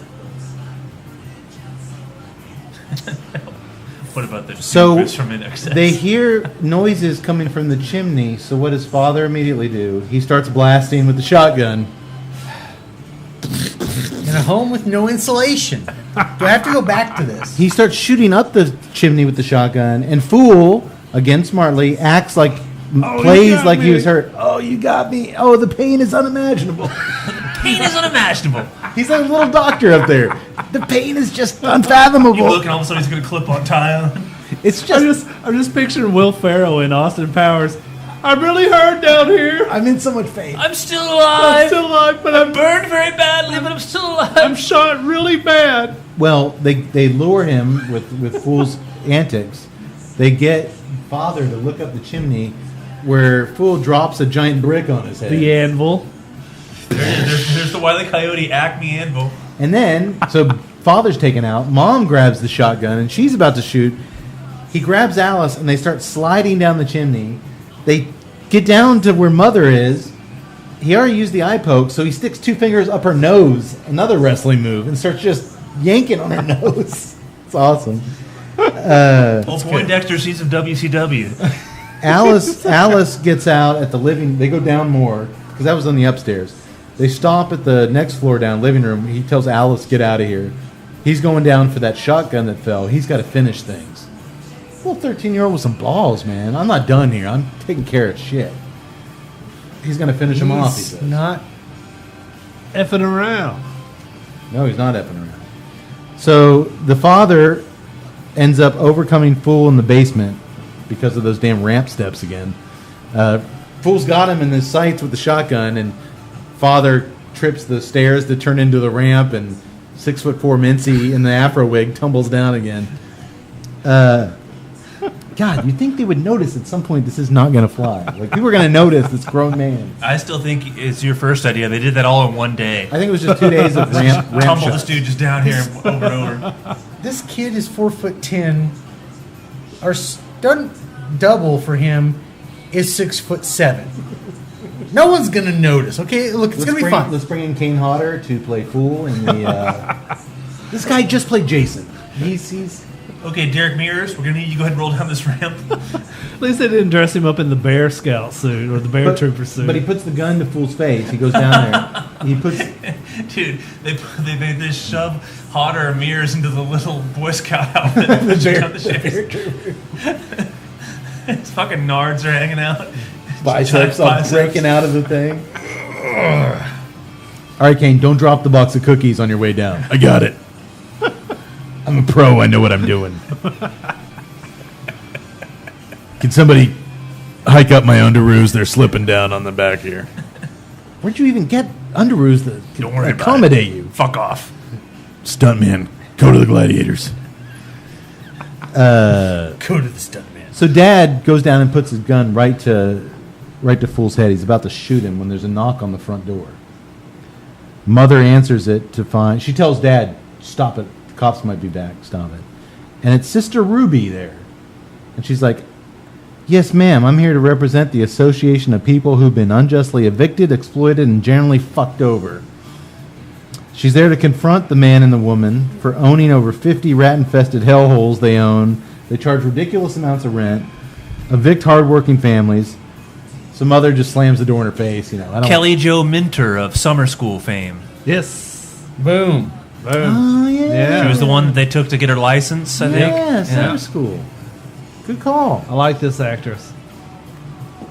Yeah, great call. Mark Harmon takes her to go for driving lessons. I hate Mark Harmon. She's good in Summer School. She does sassy excellently. She does. She does. Love it. When I saw that, I was like, hello. God, I hate Mark Harmon. Had a bit of a crush on her, I did. I don't think I've ever seen him in anything but Summer School. You've I never hate- watched an episode of NCIS? The greatest love show ever, apparently? I was about to say the greatest show, apparently. It keeps running and running. You But know- no. You want to know why I hate Mark Harmon? I watch NCIS. I kind of want to hear it. I hate him so much that I will say the Tuesday Night Cigar Club, I don't even have to ask for input on this, is anti-Mark Harmon. No. Did you not appreciate him in Summer School? I did appreciate him. Yeah, in it's Summer about School. the kids. Summer school. And It's I about do Dean appreciate- Cameron and those guys. And I but- do appreciate him in Mark NCIS. Harmon ruined my favorite TV show, Moonlighting. Oh, here On we the go. episode where Bruce Willis, David Addison, was going to profess his love for Maddie Hayes, Will Sybil you- Shepherd, her old boyfriend from Let college, it go. Mark Harmon, showed up Let it go. and ruined the goddamn show. Let it go. And over the course of like 3 episodes, David Addison, Bruce Willis, proceeded to get so drunk every time he was around Mark Harmon, because the guy was an astronaut. And he's like, I can't compete with this guy, so he would just get shit-faced. And then Mark Harmon would like have to like change his underwear and like put him to bed and like, Maddie, I'm an astronaut. He was such a cocky fucking You dickhead. liked Summer School, though. Eh, You don't like Summer School? no, Tuesday Night Cigar Club is anti-Mark Harmon. No. You're not anti-Summer School. I'd have to see it again. Tuesday Night Cigar Club is pro summer school. Thank you. And Tut is pro Dean Cameron? NCIS. Francis Grip? But I will agree with you. Anything that would destroy the relationship between, David and Maddie. yes, Oh, jeez. Tuesday Night Cigar Club is against. All right. Doctor? It's just gas. I'm afraid it's far too early to tell. He's a doctor. Mother slams the door on Sister Ruby. She's not having any of this. She's got enough going on inside this house. She tells Father, "Go ahead and shoot Fool right now. Let's get this over with." But the people under the stairs shine all their flashlights that Father gave them into his eyes, distracting him enough to where Fool escapes. Oh, the irony. Why did I give him these flashlights? Well, all of a sudden, there's another knock on the door, and this time it's a man's voice saying, "Police, open up."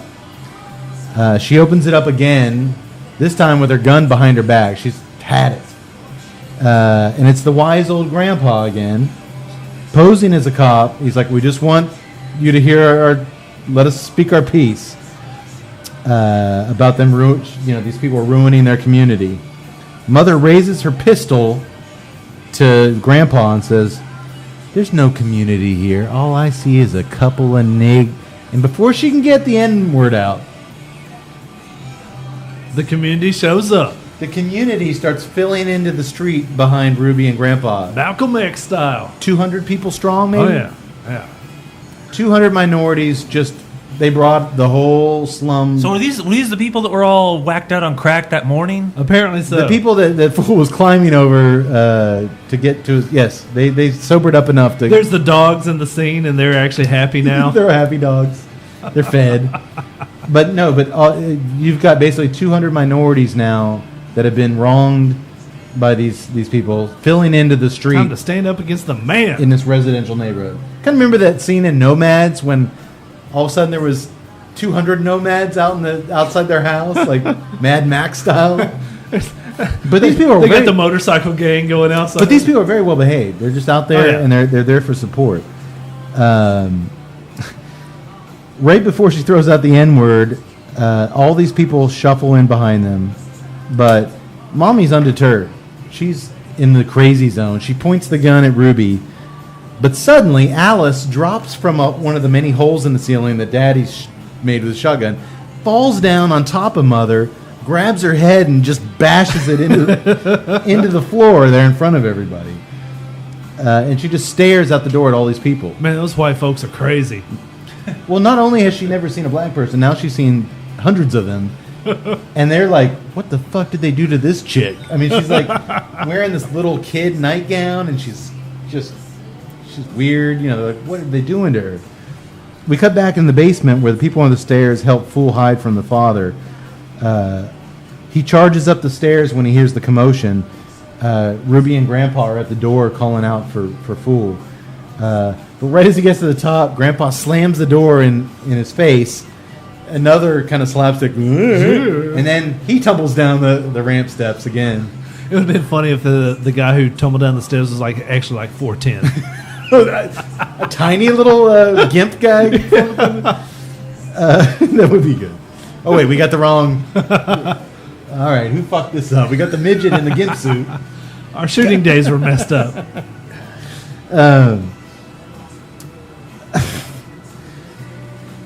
But the lead, so he falls down the stairs. The leader of the people on the stairs, the heavily teased hair, kind of Dave Wasp fan. Mustaine looking guy from Megadeth. He points Fool to a secret room. More of Sebastian Bach. He is kind of a Sebastian Bach Sebastian Bacchus. with really bad acne. Yes. He points to a secret room for him to go into that contains just piles and piles of money and gold. But it's all messy. It's just literally like It's a treasure room. a 12 by 12 room of just cash and gold. It's like a Uncle Scrooge's secret vault. It's very much Duck McScrooge's Yeah. sitting on piles of money. And Fool says, no wonder there's no money in the ghetto. This guy's got it all. Message. Message. Also, the Too Short song. Money in the ghetto. Good reference with the Too Short. Money in the ghetto. Money in the ghetto. Do you think we could get Too Short to call in on Skype when we do the Menace to Society? Probably not doing anything. At the very least, we get Ant Banks. He's not doing anything.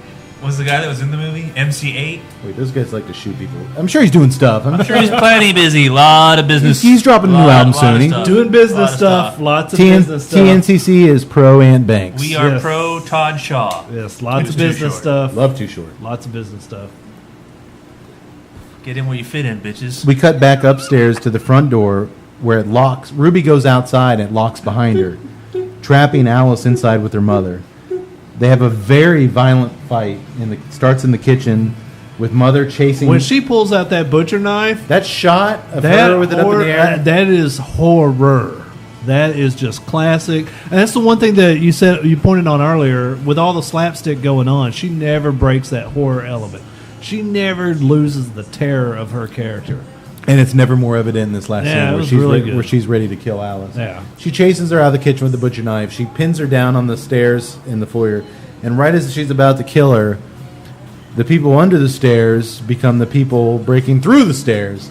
They break through. They grab Mom, and toss her around. She runs away, but all of a sudden they just start pouring out of the basement, and now they're just kind of surrounding her in the foyer, very calmly. Yeah. These aren't rabid zombies. They're just kind of out of the cellar for the first time in years. These vacuum cleaner salesmen and the FedEx guy and like whoever else had the poor fortune of going to this damn house. The DirecTV guy.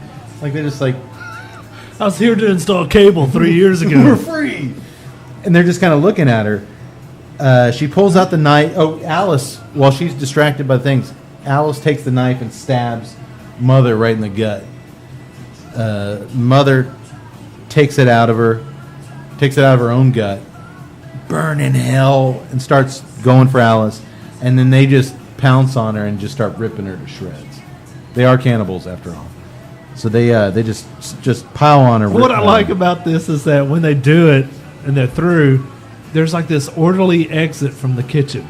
Everybody, like all of the people understand. Instead of being like, all right, what do we do now with our freedom? Oh, let's exit the kitchen in an orderly fashion. Well, they started out as civil human beings. They're not animals. Perhaps it was that was the quote unquote the scene in which they regain their humanity. See if I still have my job at Pizza Hut.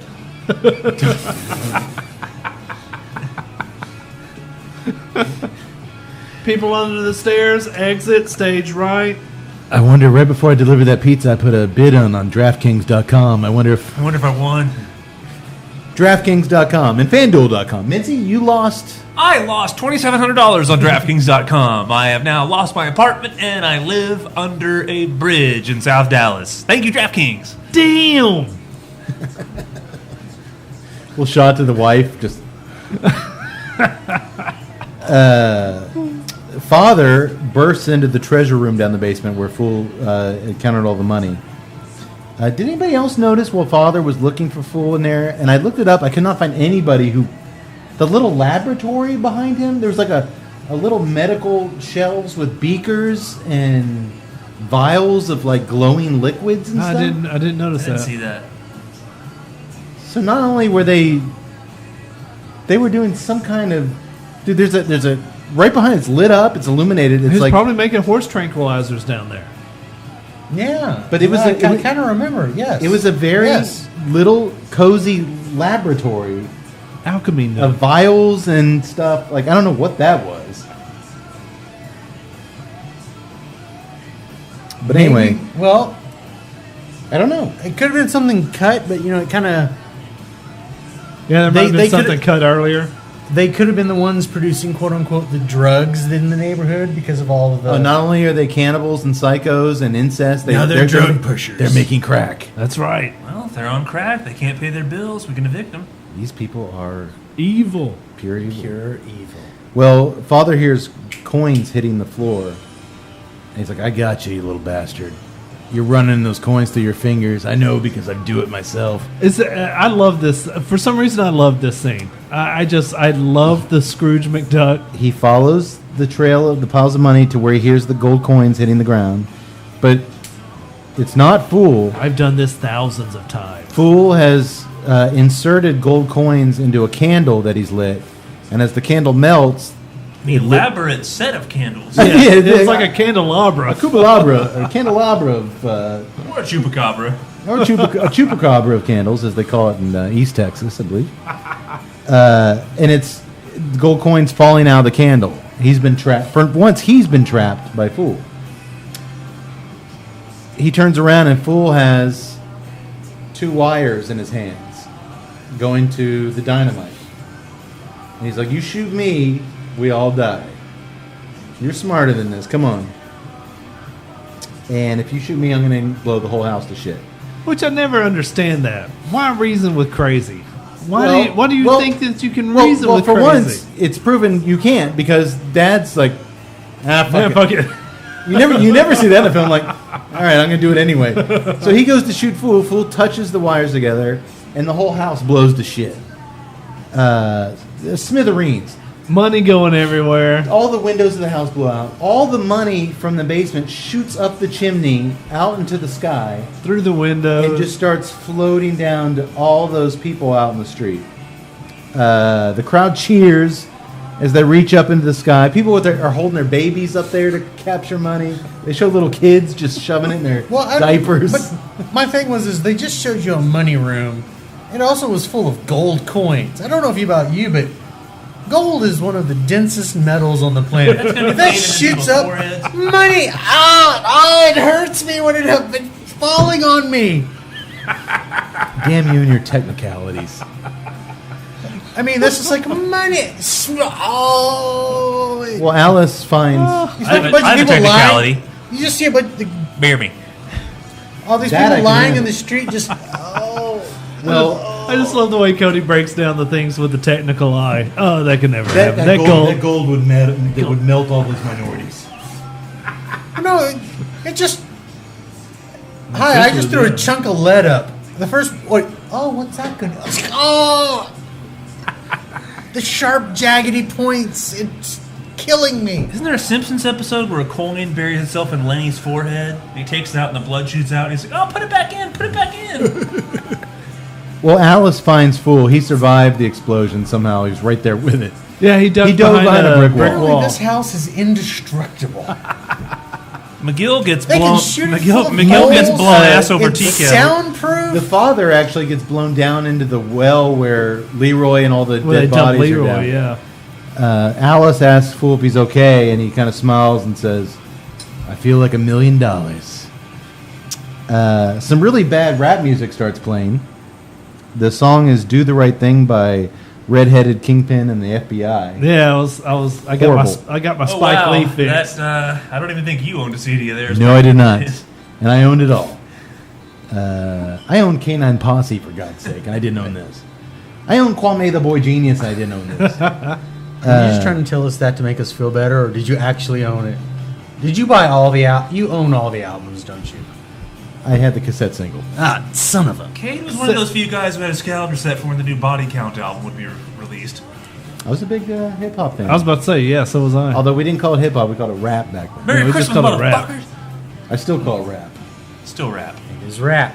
Yo, MTV raps, baby. So we're just immersed then in the pandemonium in the street. It's a giant block party. And then as everyone's gathering money, like I said, everyone's just grabbing what they can, gold coins aside.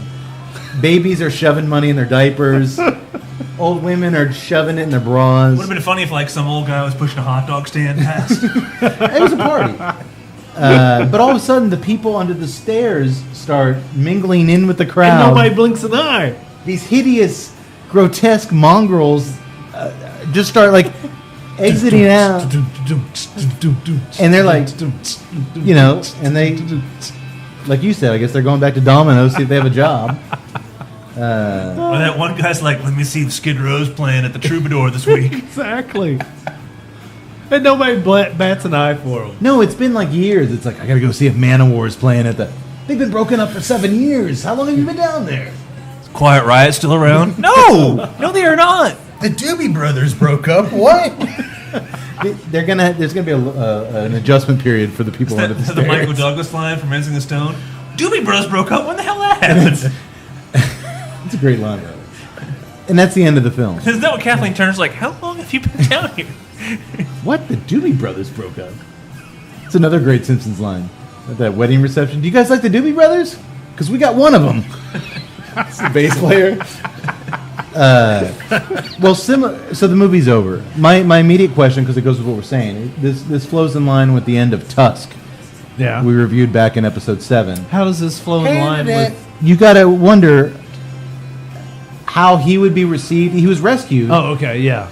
But how would he be assimilated back into society? They stuck him in a petting zoo. I think Cody How? and I don't- I'm not sure if Mincy Well, was on first of board. all, We were I- going to shoot Tusk. Well, no, you guys wanted. I thought Johnny Depp should have shot him. Should have shot him, yeah. I thought he wanted to be shot. But it's like, well, and my thing was I'm like, shoot me, motherfucker. when he wasn't shot. Yes. Shoot me. My thing was the walrus man needed to be put into a sane asylum. But no, they stuck him in a petting zoo. That was their ending. What do you guys think the next step is for these people under the stairs? I mean, they're mutants. Well, no, they're not mutants. They were just people that apparently Trapped under the stairs. I mean, some of them might remember something about society. They have their tongues cut out. Isn't this kind of like what? And I haven't seen it. The Kimmy Schmidt thing is kind of based on. No, Making it a pretty effective she was store a player. beautiful girl that lived in a bomb shelter. Yeah, she's not this hideous Dave No, Mustaine looking dude. these guys are mutants. Well, I mean, just Well, once they leave get that some, to your imagination. once they get some sun on them, it's going to clear up. Trim their nails a little bit. Yeah. Give them some jeans, not the Dave Mustaine jeans. Trim the hair. They'll be working at a Dollar General before you know it. They can do many jobs that don't require them to actually speak to anybody. Most of them had their tongues Like cut Amazon customer service. Burn! Hey, they Tim's- can type. You enter the chat room. TNCC loves Amazon customer service. I've Yeah, never, we do. They actually have taken care of. I've never had to deal with customer No, they're, service. they're pretty They're good. good. They're good. Pretty good. They work those people so well that my package always gets They to me. work for Time Warner Cable customer service. There we go. Ooh. Don't give me Tuesday Night started. Cigar Club is anti-Time Warner I Cable. will agree to that. I will totally agree to that. I love my Verizon Fios. All right, there we go. All right, well, who knows what's going to happen to them. And what about Alice? Unknown. Since mother and father were cannibals, is it...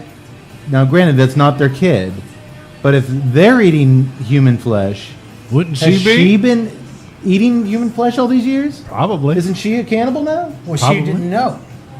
Still? What? This meat. You this wouldn't know the difference this per meat se. tastes so strange to me. What is it? Cow. It just tastes off. It's not as sweet. It's not as... I have the same. Cody knocks over Doesn't his she? mic. I mean, can we all just maybe come up with a theory that she goes home with Fool and lives happily ever after? I like It that sounds one. good. That's I my like it. theory. They've got the money. They've got the money in the ghetto, dude. He takes care of her. In the ghetto. He takes care of her. Then she finds out Bill Cobbs is worse than. Old wise grandpa's a cannibal psycho too. Welcome home. Oh God, not you. What'd you bring me, fool? He puts on the gimp suit.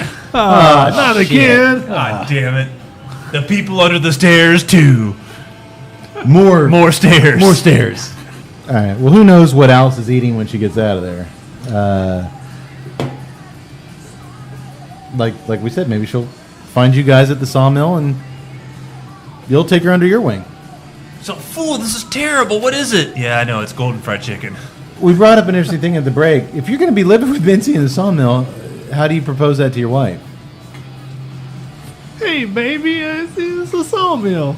The Travolta voice? Ah, jeez, come on. We're living with Mitzi in a sawmill. Pack up your stuff. He's got bagel bites. I said you could have some bagel bites, not all of them. I think Nancy would keep padlocks on the kitchen cabinets, on the pantry, like the people, like mother and father. Asked you for some fish and chips a while ago. Those haven't materialized yet. We're not at the pub anymore. No fish and chips. Unfortunately. Yeah, I've noticed. Hey, it's Abraham Lincoln's forehead. You get what you pay for.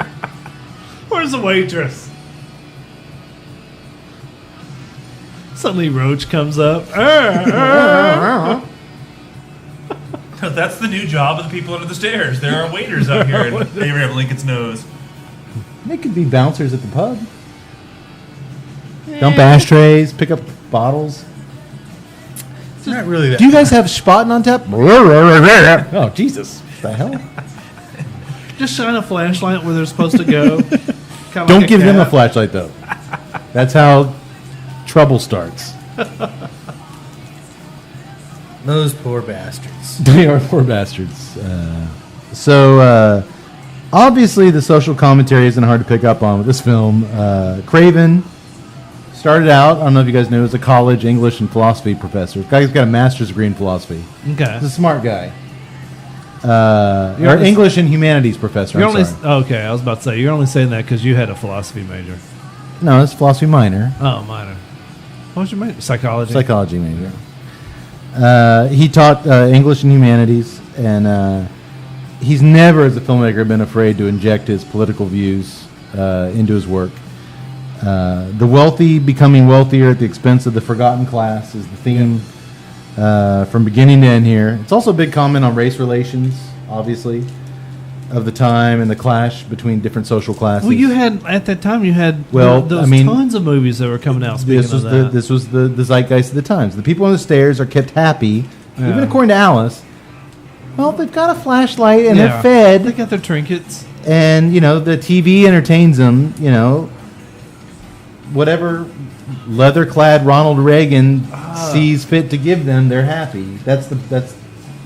I mean, this is a slam on Reagan, basically. Mincy, do you know who the there's two opposing philosophies: Orwell versus somebody. One was the government controls everything. The other one is people are too distracted by all the information out there. Orwellian is the government controlling everything. I don't know what the term would be for the other one. I keep forgetting that dude's name. People keep the people distracted Right. with trinkets and That's flashy things. That's and, the Roman Empire. Give them bread and circuses. Right.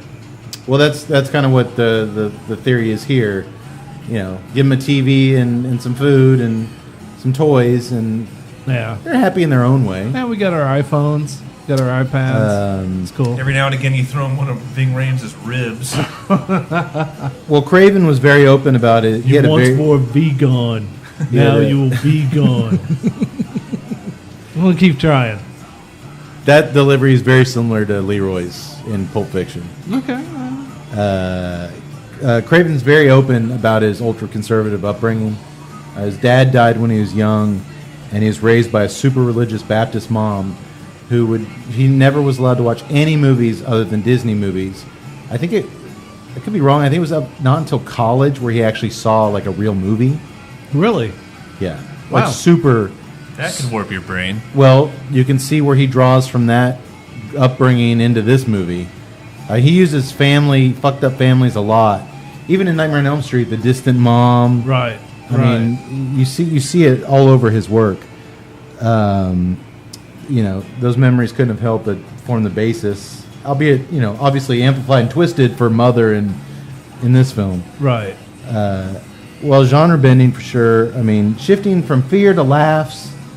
I mean, this film is just does it beautifully and effortlessly. Yeah. It just does it so good. The way he was able to maintain that balance from creature is so, from creature effects and gore to real world, like domestic violence it was terror. impressive. I love it for the fact that it covers everything. It covers all the realms of the genre. It's never boring. It just hits those spot on chords that only a true master of horror Yeah. can play, and that's why he is a true master of horror. And I was actually You can't curious, debate it. I was actually curious as to why you picked this film because there's so many other more popular and notable films, the Elm Street series, the Screams, but the way that he was able to handle that balance between funny and That shows massive- you a director and you work. actually see that a little bit in Scream, the way he's so on the nose with poking fun at the genre as well. Just such a very cerebral. It did, Artist. but unlike this, he didn't write the Scream movies. And I wanted to pick something that was his, gestated from his brain. Yeah. He wrote it, he directed it, and this is his 100% through and through his thing. And I think this is the best example of his sensibilities, his talent, and kind of his approach to filmmaking. So you guys are horror guys. I mean, what's your final thoughts on Craven? I mean, I just appreciate it because of his Stephen King has director a stuff. Stephen King has a kind of an often used quote. You've seen one Wes Craven movie, you've seen them all. I disagree. I think this movie's a prime example.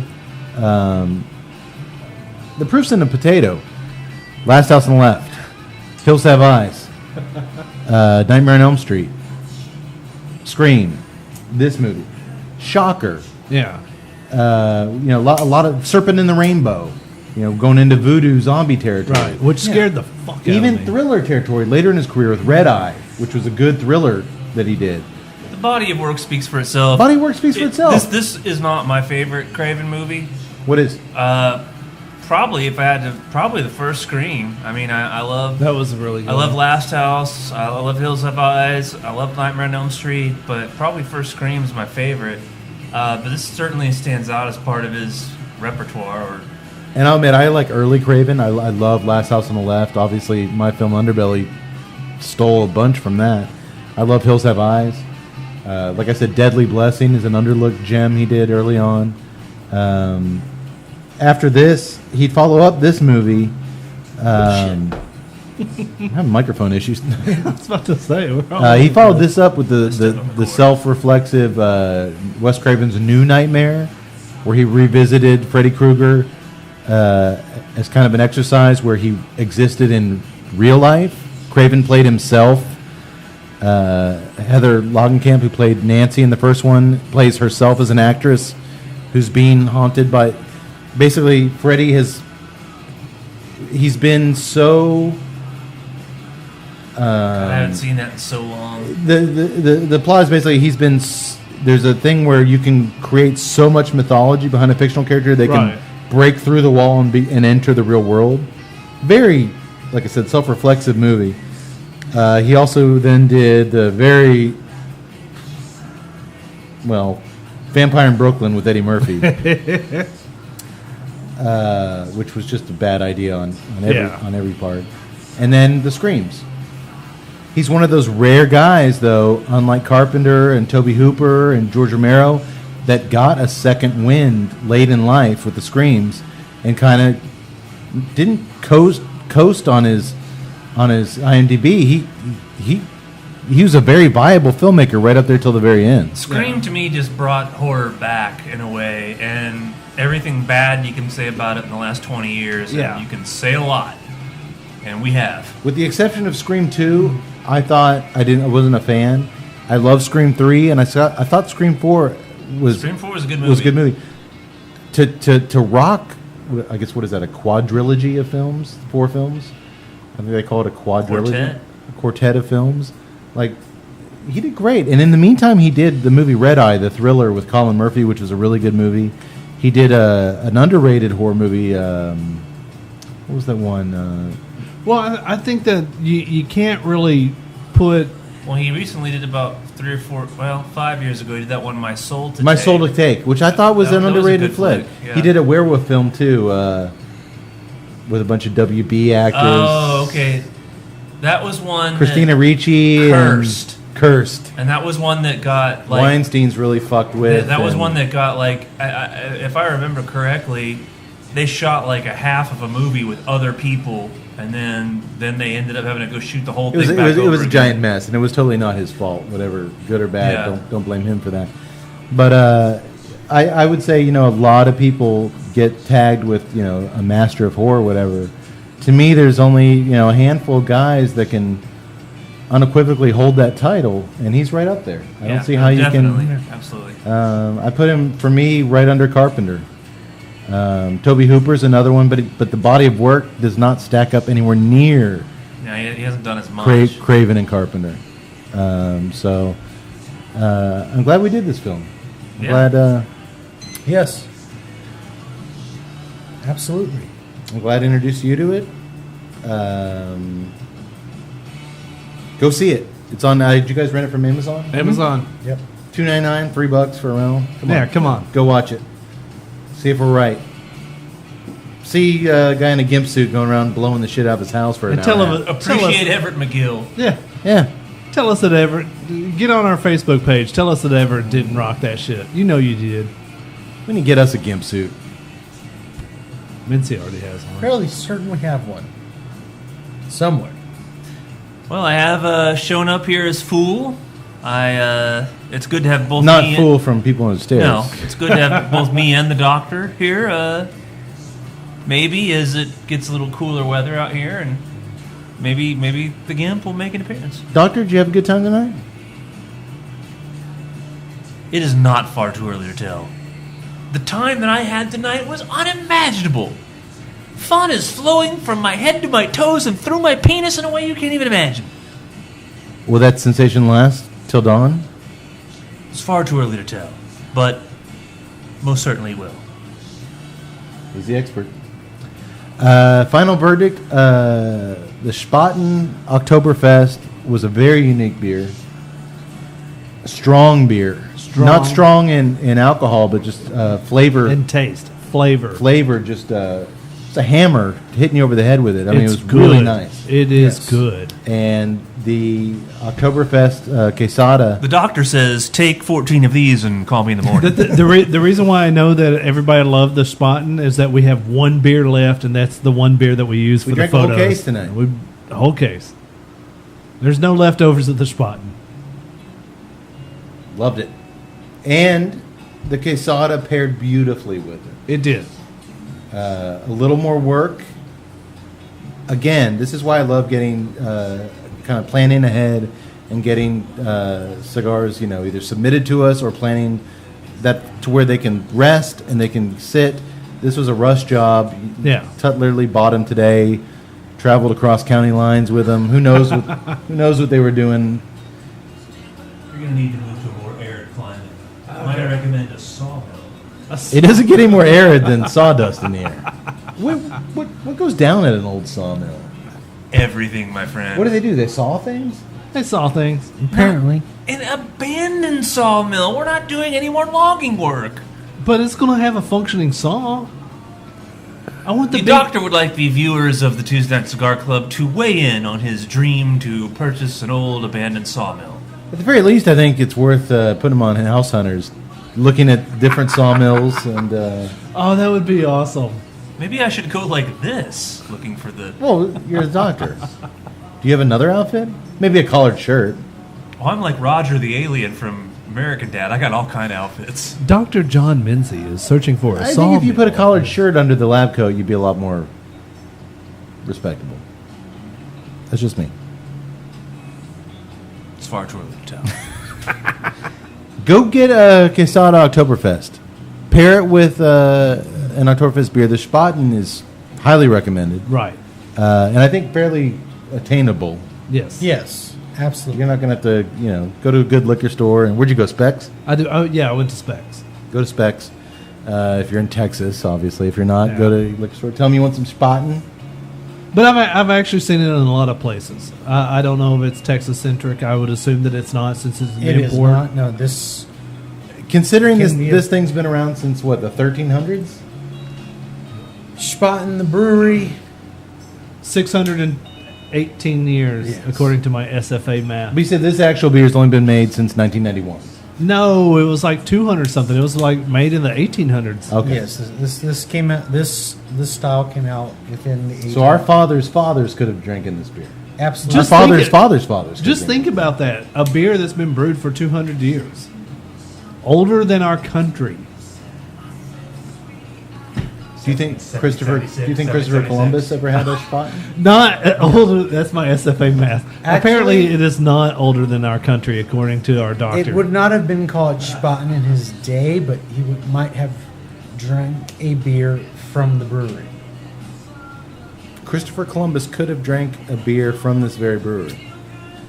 Well, he was an Italian. Would he have The gone to Germany? or it's possible that German beer could have been delivered to him. Yes. Do you think when he tasted it, he was like, "I'm booking the baby with the back of the booby"? I'm fairly certain he did not. What's that? What? It's my Italian. We're not anti-Italian here, are we? No, we're pro-Italian. This beer is so good. It's like this beer makes me feel so good. I get a tingling in my balls. I'm gonna make a movie called Look Who's Talking. It's a good idea.